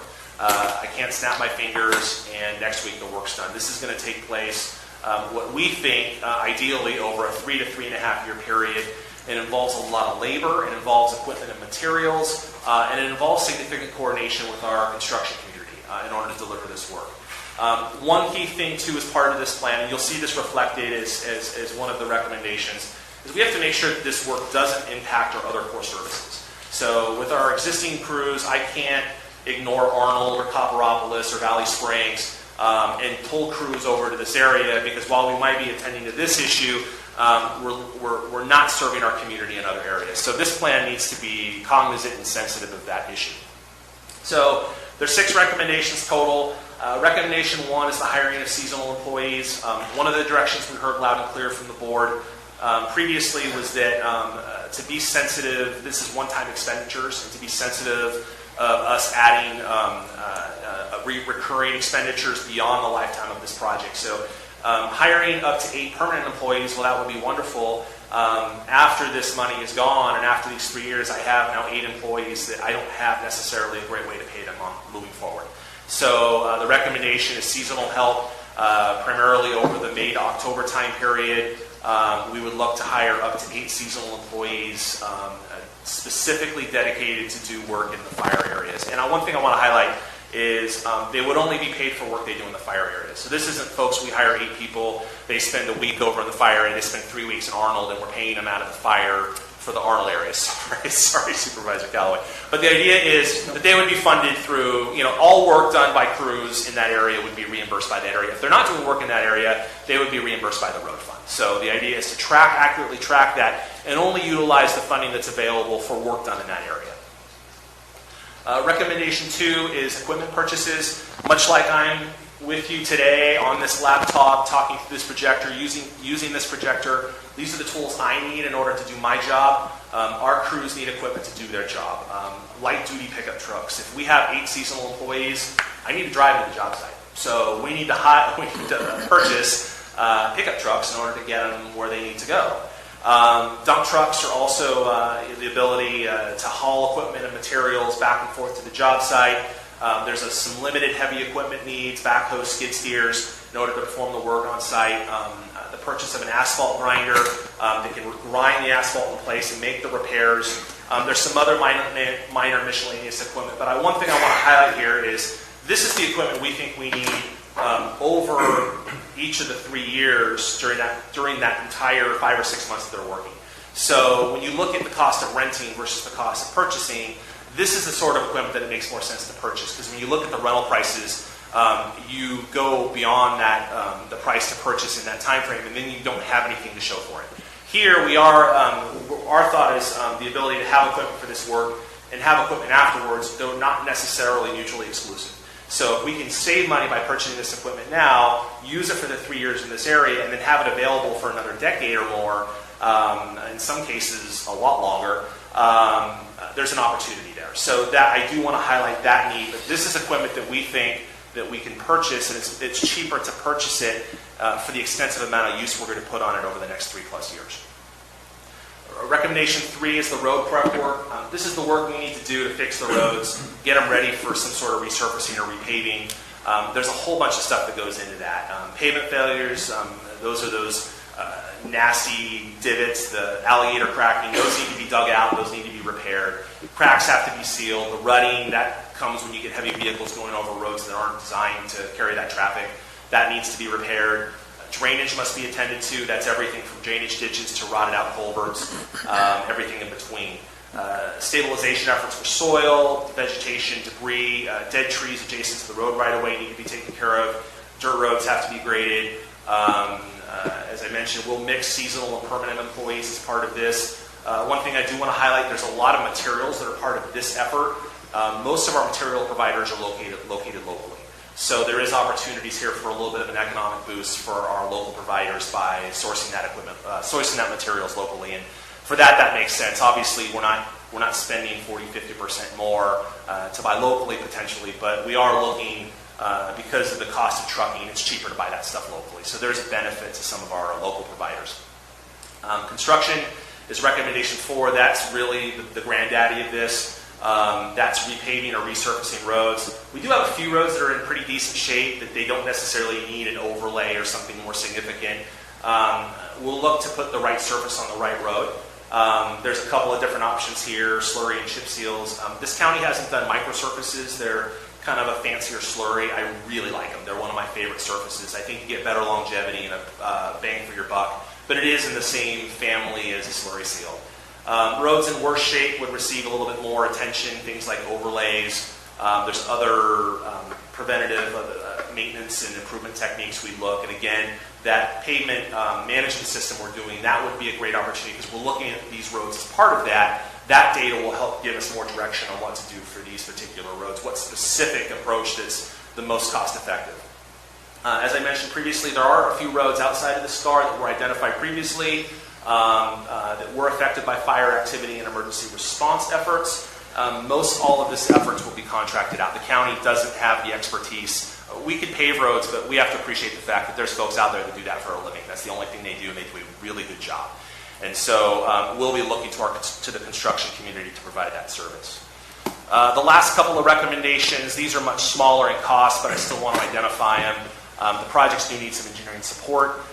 Everything from technical studies that need to get done to help the bid and construction process, the procurement process. Engineering does provide a little bit of support for that. And then management and inspection services. We need to provide construction needs oversight to ensure the work's done in accordance to the project plans. For smaller jobs, sometimes we handle that in-house, but we do have on-call construction management firms that can provide that service if we're a little backlogged. So again, if this work is a little bit more than what our staff is, we have flexibility through some on-call contracts to right-size ourselves when the work's being done and then go back to more reasonable staffing levels later on when the work's complete. So here's the budget. You can see the $14.6 million on the bottom. As you can see under here, this construction one is the granddaddy. Prep work is also a significant portion as part of that. The subtotal is actually $13.3 million. I have included a 10% contingency. That's for minor variances, unexpected repairs, but more importantly, construction costs are going to increase over the next 3 years. Traditionally, we see them rise 2.5% to 4% in any given year based on the California Construction Cost Index. This kind of reflects that to a certain extent, that knowing that the work we're doing in 2022 is going to cost a little more than the work we do in 2019 or 2020. So, really quick, I'm going to go through these slides relatively quickly. If there's something you want more detail, but part of this process is to not tell you how we're going to spend the money, but the time frame in which we are proposing it. So we can potentially, if the board does give direction and we ultimately move in a direction relatively quickly, we're in a position to potentially respond to in the second half of the summer of this year. We think if we can get to some of this work this summer, we can potentially be done by fall 2022. As I mentioned, our early efforts will be focused on major collector roads, and we'd also look in other roads geographically. So if we're near 2 really big roads and there's a small road right next to there, we're not going to wait for that road. We'll do that there just because geographically it makes more sense to do it now than have to remobilize 2 years later to the same geographic area. But as I mentioned prior, and the board can certainly have different direction. That's our early recommendation. The project timeline, there are a couple of things. One of the reasons why we're presenting this to you today is there's a few things that take a long lead time. The equipment procurement process, right now, we called our Ford dealer last week. It's a 14-week lead time for trucks for F-350s, which is our model we use for our crews. Just for folks who hate Ford, I called Chevy and Dodge too. They're even longer lead times. So what this reflects is, SB1 reflects this. A lot of people are doing work, people are hiring people, and people are hiring new equipment, getting new equipment. So you're seeing the long lead times here. I don't necessarily have the surplus trucks to drive people back and forth. So this would be one of the first actions if the board directed us that. Advertising for seasonal employees. The later we wait, a lot, especially for folks looking for jobs in the summer. If we wait until the summer and then start looking for those folks, a lot of those folks already have jobs. So ideally, we look for those folks in the late winter. We're a little late right now, but in subsequent years, if the board approves that, we would start that process early to have them on hand as early as possible. But these two processes take time. We would begin work on major priority roads, focusing on drainage, debris removal, other sort of road prep activity. 2020, if that timeline came to fruition, the last of the road prep for those roads would be done. We would pave those as part of a large capital project. We would then begin the process all over again. So advertise for seasonal employees, begin work on the second phase of roads, focusing on the same things we did for the first year. 2021, very similar. Finalize work and pave the second priority roads, begin the process again, and then hit the remaining roads that we have with the available funding for construction in 2022. Building those in 2022, depending on how far we get in 2021, we may or may not need seasonal employees. That would be a call made in 2021. And then at the end, if we do have any remaining funds, we would recommend coming back to your board for adoption for potentially reallocation of those funds for whatever you see fit. So the last couple of slides I have before I open it to questions from the board is I know if I was in your position, if I was coming to this plan, I would want to have accountability throughout the process. And so I recognize that, I appreciate that, and in particular the need to have not just once but regular report backs, letting you know how things are going. Now fortunately, I think there's a mechanism that can do that really well, and that's the Capital Improvement Program. We did just present this to you this last year. That's an annual process. Ideally that comes to the board in December. We think that programming the projects in multi-year segments, they come to you in December before the following subsequent year work begins, is an excellent opportunity for you to see it, for you to provide feedback, for the public to see the plan, and then ultimately your feedback and input would resolve into a finalized CIP, which would guide the work for the following construction season. And so that would be an iterative process between Public Works and the board. You would see that plan each year in December of 2019, December 2020, December 2021, plus 3 times we adopt the plan, plus the operating budget. You've got a minimum of 9 opportunities over the next 3 years to weigh in on this process. So I think using the CIP as a mechanism for board input and feedback is a great tool to use without having to create a new process or create a new standalone thing that's different or unique. This is building it into a format that's already familiar with the board. The last thing I want to touch on, really one of the last 2 things, I promise I'm getting close to being done, is community engagement. We know that this project, if it's approved by the board, is going to have a significant impact on the community, in particular with the construction activity. We need to reach out to the communities and let them know what's going on. So we're proposing a series of workshops in the communities in which this is occurring to talk about the project, to talk about the timeline, solicit feedback, solicit potentially neighborhood captains or groups we can work with to disseminate information back and forth as work's going on. And then there's more traditional notification processes, things like social media, electronic message boards. We can put up large 2-post project information signs, press releases, local notifications for construction. There's a lot of things we can do to keep the public up to date and informed.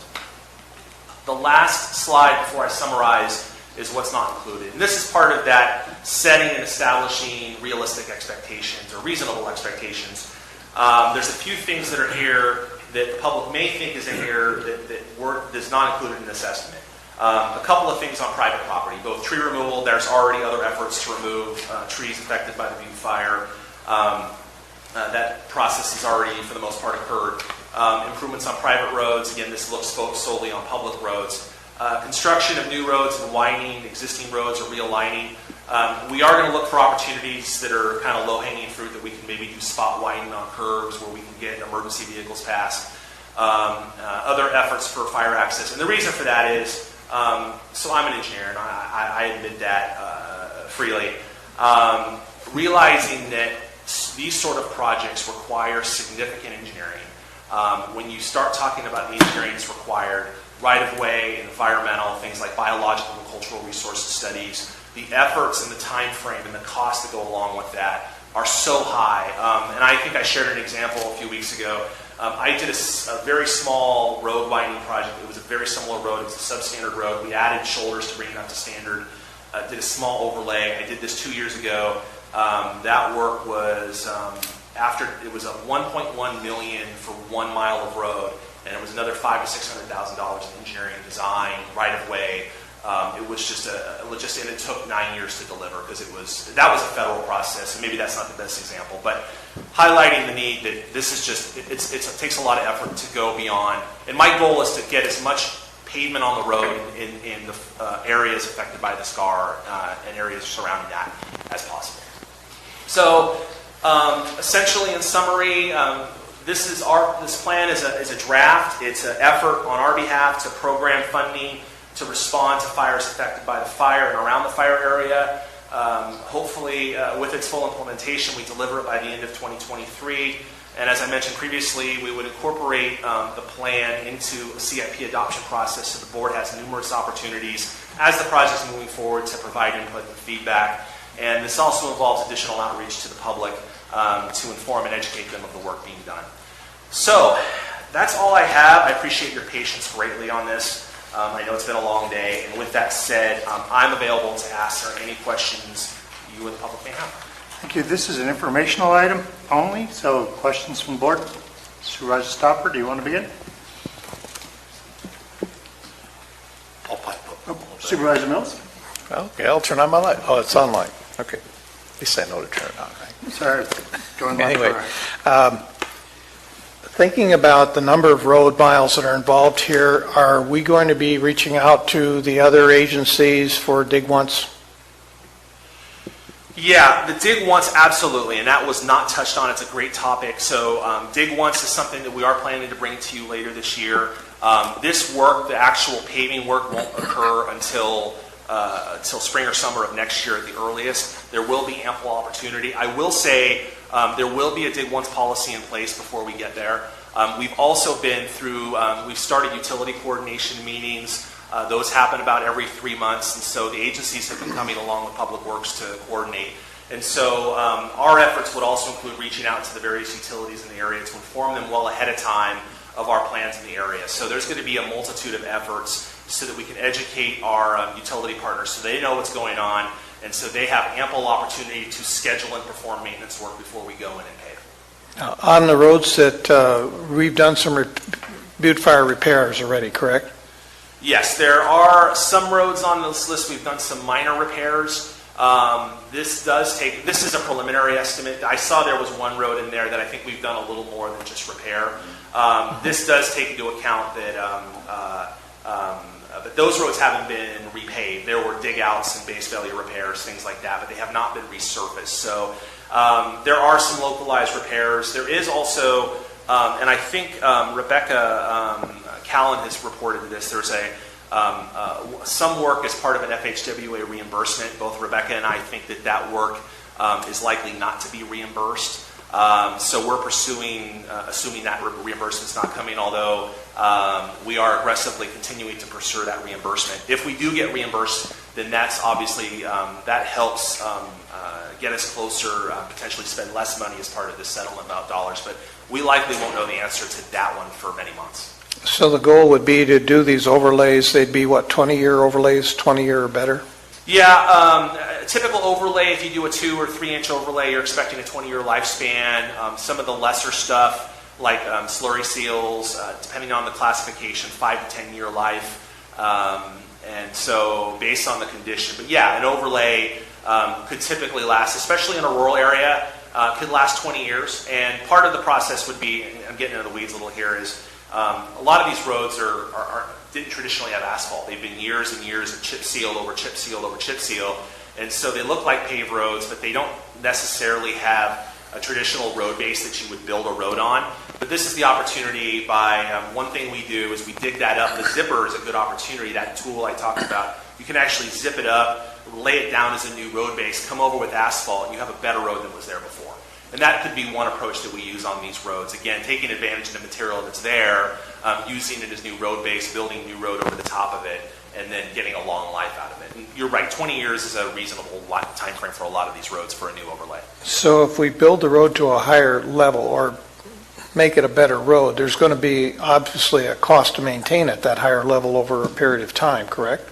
No, actually, the cost is less, because when you take an overlay and you put a brand new surface, over the next 20 years, our response is pretty light. I mean, occasionally, maybe we have to do some crack sealing or some minor repairs, but when we have roads that are in disrepair and roads that are in pavement conditions that are in failing or worse, the maintenance cost each year to maintain those is far higher than what it would be to maintain a road that's in great shape.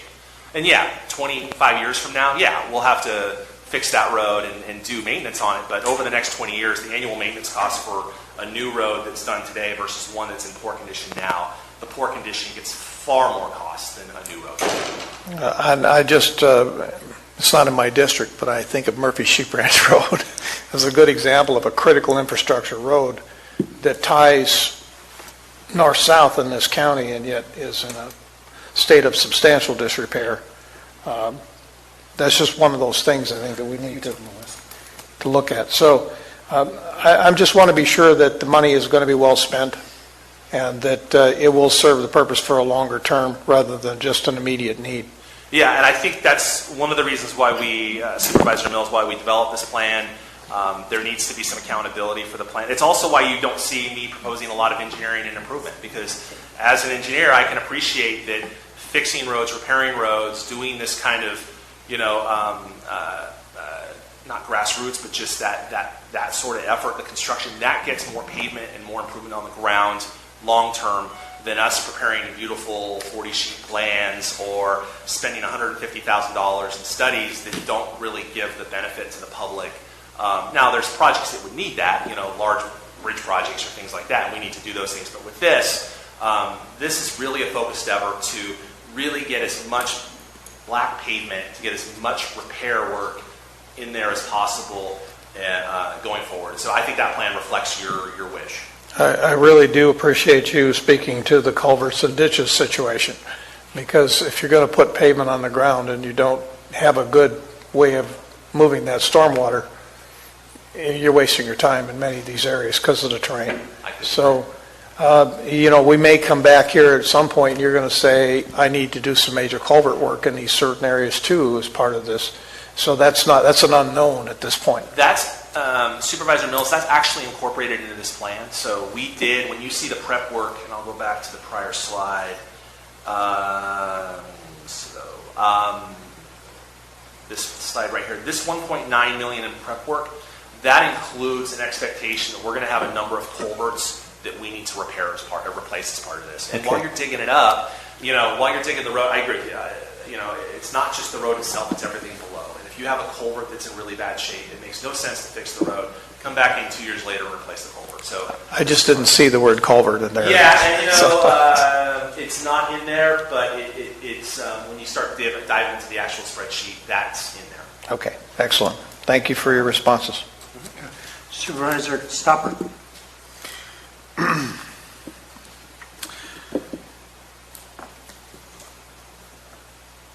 I've clarified on a lot of this because I look at a lot of these roads and knowing there is a lot of them are gravel, but you do say, but they're broken up. They do have pavement, and you say overlay, but it starts at one end where it is paved already, and then you say it says to gravel.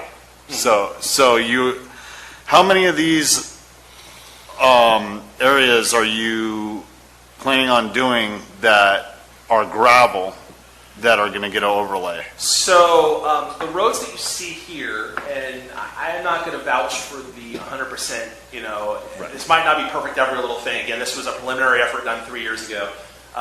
But most of these roads should be paved. The idea behind this is we're not going to go pave roads that are currently not paved.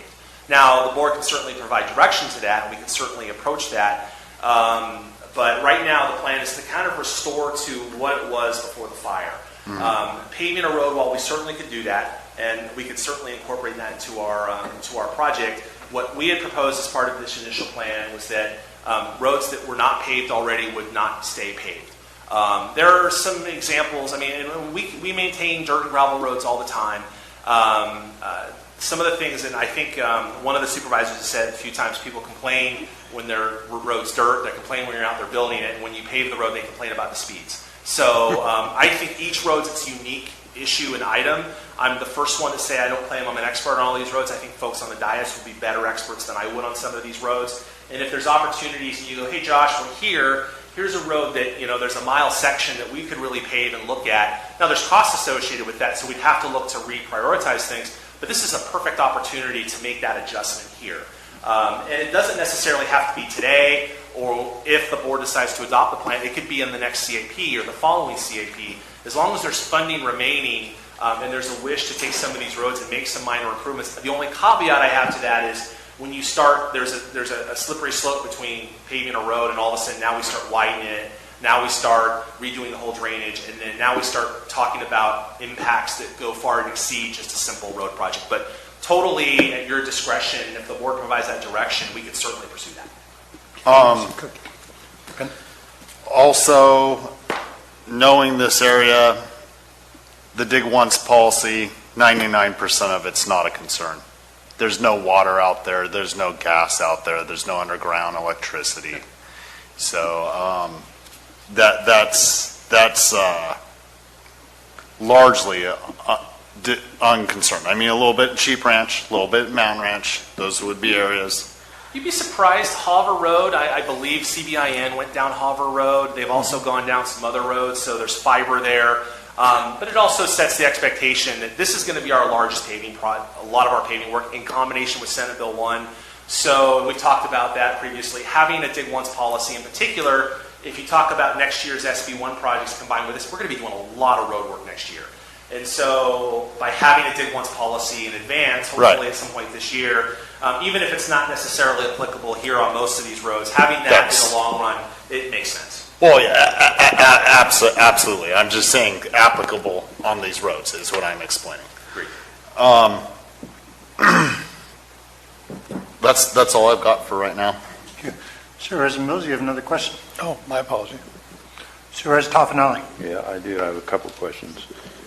Josh, not only are some of those roads gravel, they're dirt.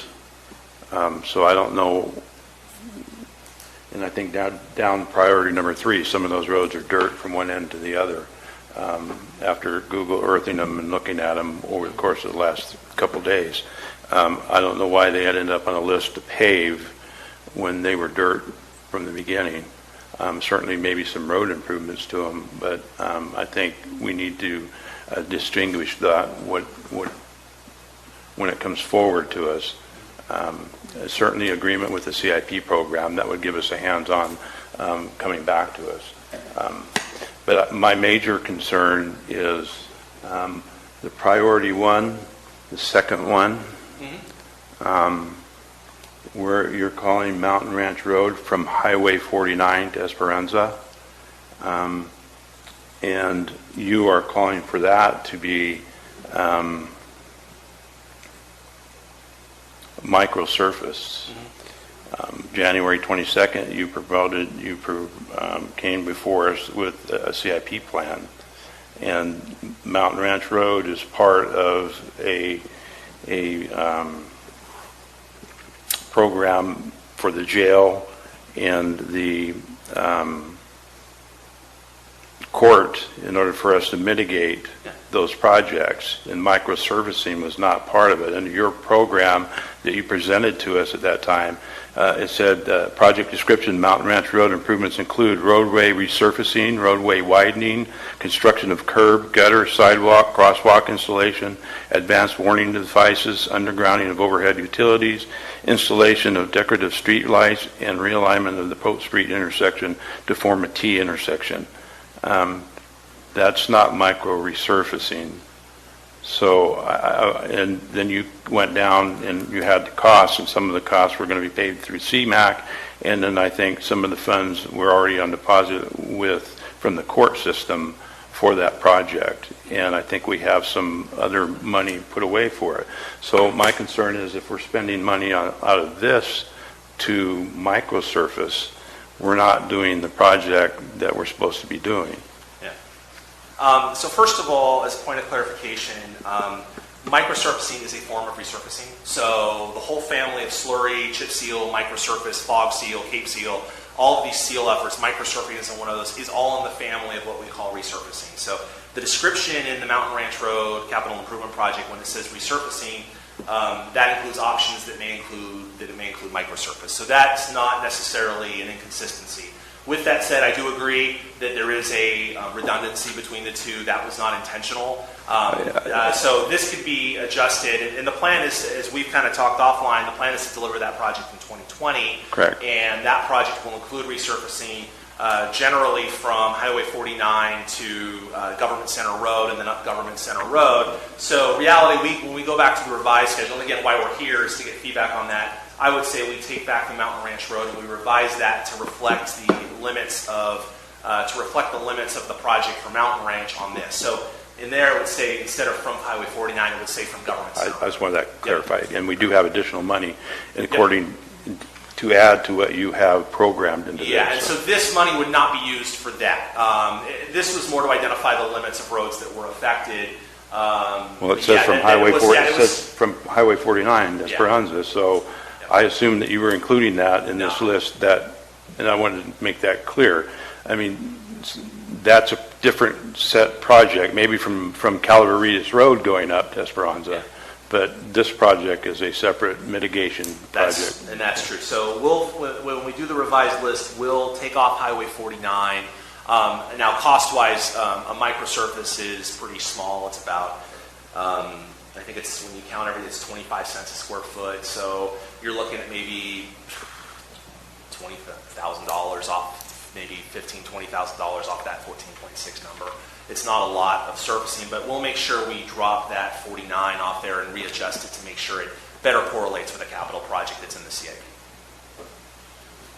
Those are the only comment I had right now. So. Thank you very much.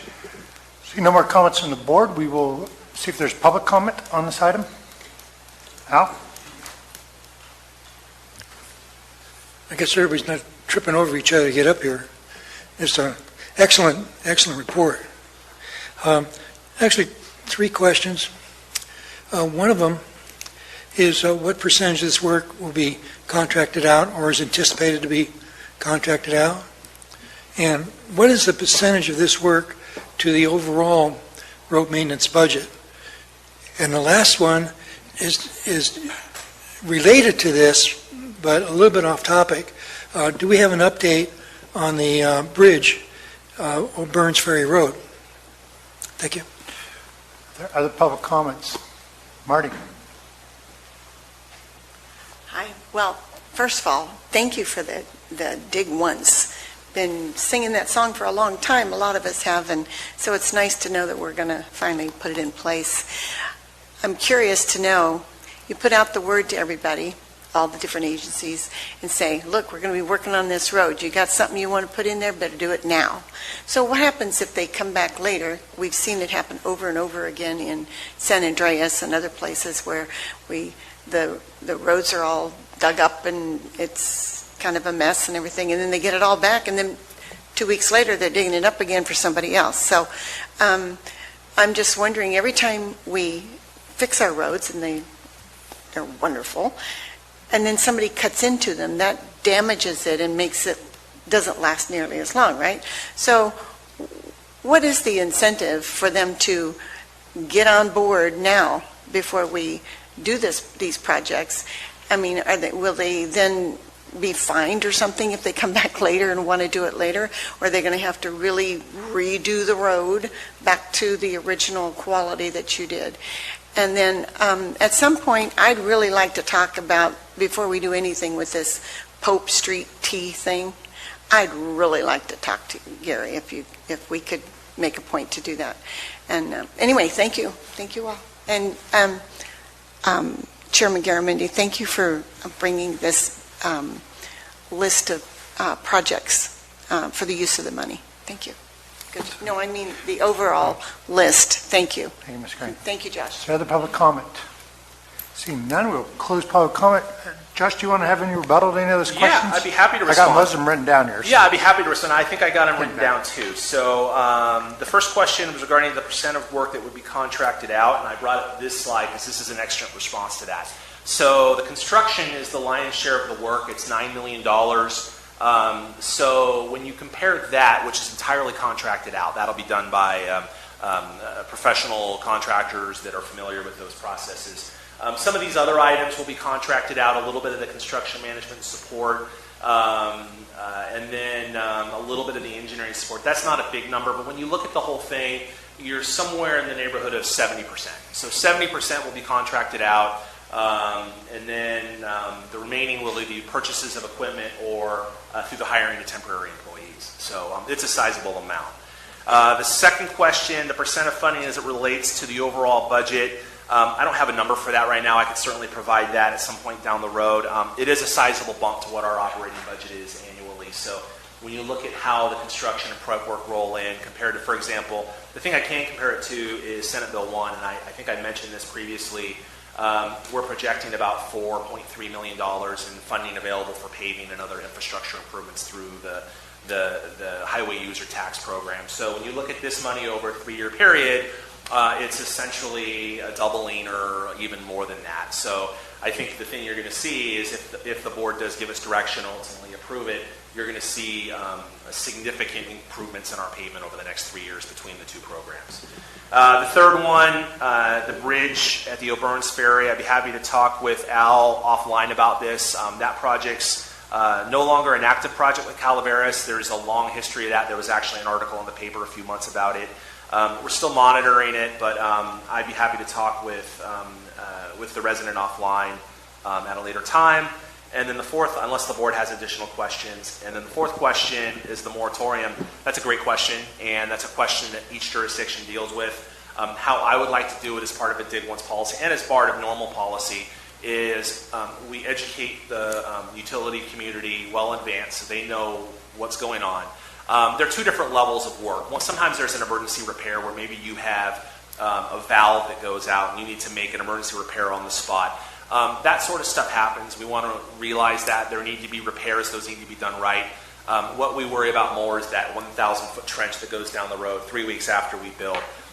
This plan, a dig once, would likely have some sort of moratorium that would prohibit any sort of improvement projects over a minimum period of years. One number I've used in the past is either 3 years or a pavement condition at a grade of basically B or better, that they can't touch that. That's one option. That'll be presented to the board in the future. And then based on the road conditions, as roads deteriorate and get worse, there needs to be some sort of sliding scale. If a road's in terrible shape, we don't ask the community, the utility community, to build that to a brand new shape. That's an unreasonable cost. But at the same time, if the road's brand new, it's unreasonable to allow the utility to put a big trench in it, not ask them to repair it to a condition like new. So the dig once policy will reflect that.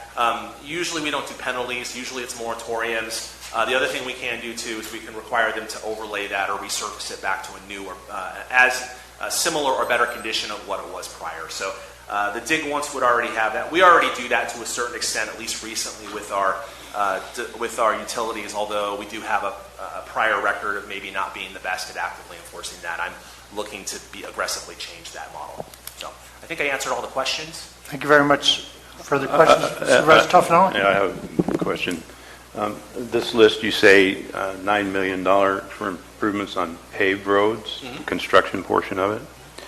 Under the equipment, you have, you want to purchase an asphalt zipper and grinder.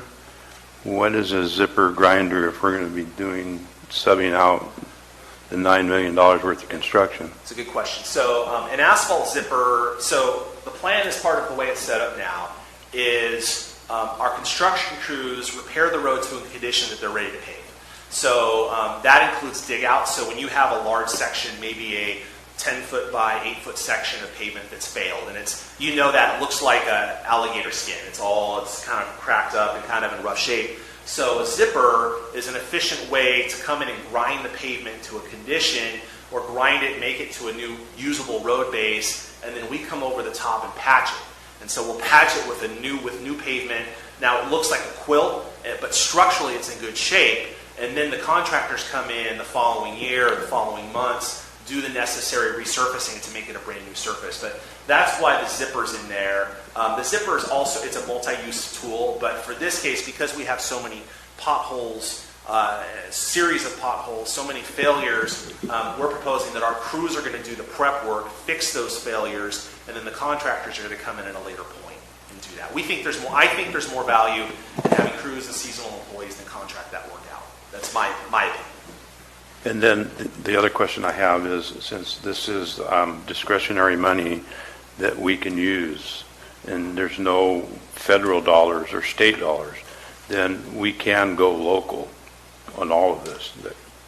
Am I correct in assuming that if we put out for bid for resurfacing, we can go totally all local on everything that we possibly can here? Yeah, that would be at the board's discretion. I just bid a project that was a locally funded project. We did have, I think it was on previous jobs, I think the jail job had either a 3 or a 5% local preference match. And so we could certainly incorporate that into the plan specs and estimates. If the board had discretion to adjust that number a little bit, we could certainly come to you to reflect that. But like I said, I think with some of the BLM tree mortality, we did include a local bidder's preference. It was either 3 or 5 off the top of my head. It was a small, it wasn't, we didn't exclusively limit that. I think that we run into some issues, especially with paving. We may have one contractor that could do it, but we certainly could do that, and especially with local. I see. Mr. Chairman, Josh just mentioned that there is a local preference that's available, and I'm pretty certain it's 3%. In addition, obviously, we'd have to follow the public contracts code. I'd really like to see that higher. Supervisor Stopper? I like that local preference. Yeah, I'd like to see how legally high we can make it. More dollars we keep in our county, the better. Yeah, we could certainly, as we're broaching this and other local projects, especially if that's direction by the board, we could certainly work with the CAO's office, et cetera, and I'm not sure if it's qualified in the Muni Code or not. I'm going to look at Megan to answer that question, put her on the spot, but that could certainly be something we look at as our purchasing code to make an adjustment to that. That would be a separate action, but certainly at your discretion within the guise of public contract code with local money, you have some discretionary authority for that. Thank you. Seeing no further questions, thank you very much for your time today, Josh. Appreciate the presentation. Okay. Madam Clerk. Supervisor announcements. In compliance with AB 1234, Chapter Does Government Code Section 53232.3D, board members shall provide brief reports on meetings they attended at the expense of the local agency at the next regular meeting of the legislative body. This report is required to include meetings attended for which there has been expense reimbursement, such as mileage, meals, lodging, etc., but may also, at the board member's discretion, include any other meeting attended by the supervisor on behalf of the county. All right. Why don't we go down the line? Supervisor Toffanelli. Anything to report? I have nothing to report, Mr. Chair. Thank you very much, Supervisor. Supervisor Stopper.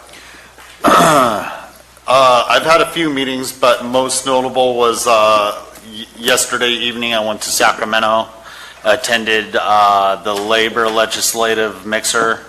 A lot of people there from the SB1 funds that are getting pushed a lot more locally into our rural areas because of the way it was written. So we're thankful for that.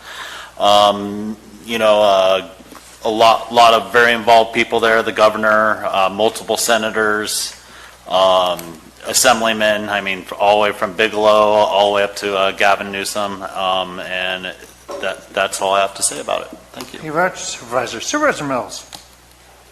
Yeah, we had 2 new businesses open in District 4 here over the weekend.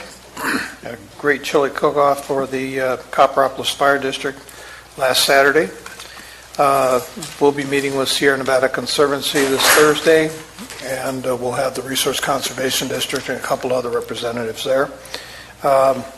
The lake at Tulloch will be back to normal level by Memorial Day, just so everybody is aware if you'd like to use your boat.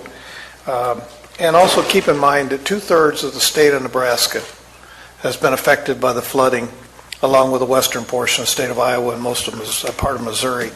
That's not over as they start to deal with that issue. Their recovery process is going to include not just homes, but cattle and feed and food for you and I, so to speak, if you want to put it in that direction. So it is a major devastation, and I don't think that we really understand at this point as to what that's going to impact in our food supplies throughout the nation. So just keep those people in mind. They're a very resilient group, and I think they'll survive it. But we need to keep them in our prayers. So did you eat a lot of chili? I do not want to see another bowl of chili for a while, let me tell you. I once judged a cupcake contest and ruined me. Supervisor Callaway. Nothing to report. Nothing to report. I have nothing to report, except I just want to remind you guys, I will be going to Washington, D.C. Next week. I will fly out on Monday. I'll return on Thursday. We are working with Mia on the agenda, which I haven't seen yet, and the topics. So you'll stay within the bounds of our legislative agreed-upon agenda. So hopefully I'll come back with maybe a few new friends, and God help us, maybe $1. Keep talking about Wagon Trail, please. Wagon Trail, and give us... We've got the list. We got the list. Thank you very much. This meeting stands... Oh, excuse me. Oh, sorry. Mr. CAO. No, Mr. Chairman, I just pushed the wrong button. Madam Council. Madam Clerk. Yes, I just want to remind everybody that this coming Monday, April 1st, is the deadline to file your Form 700. Woohoo. On Form 700, we will stand adjourned.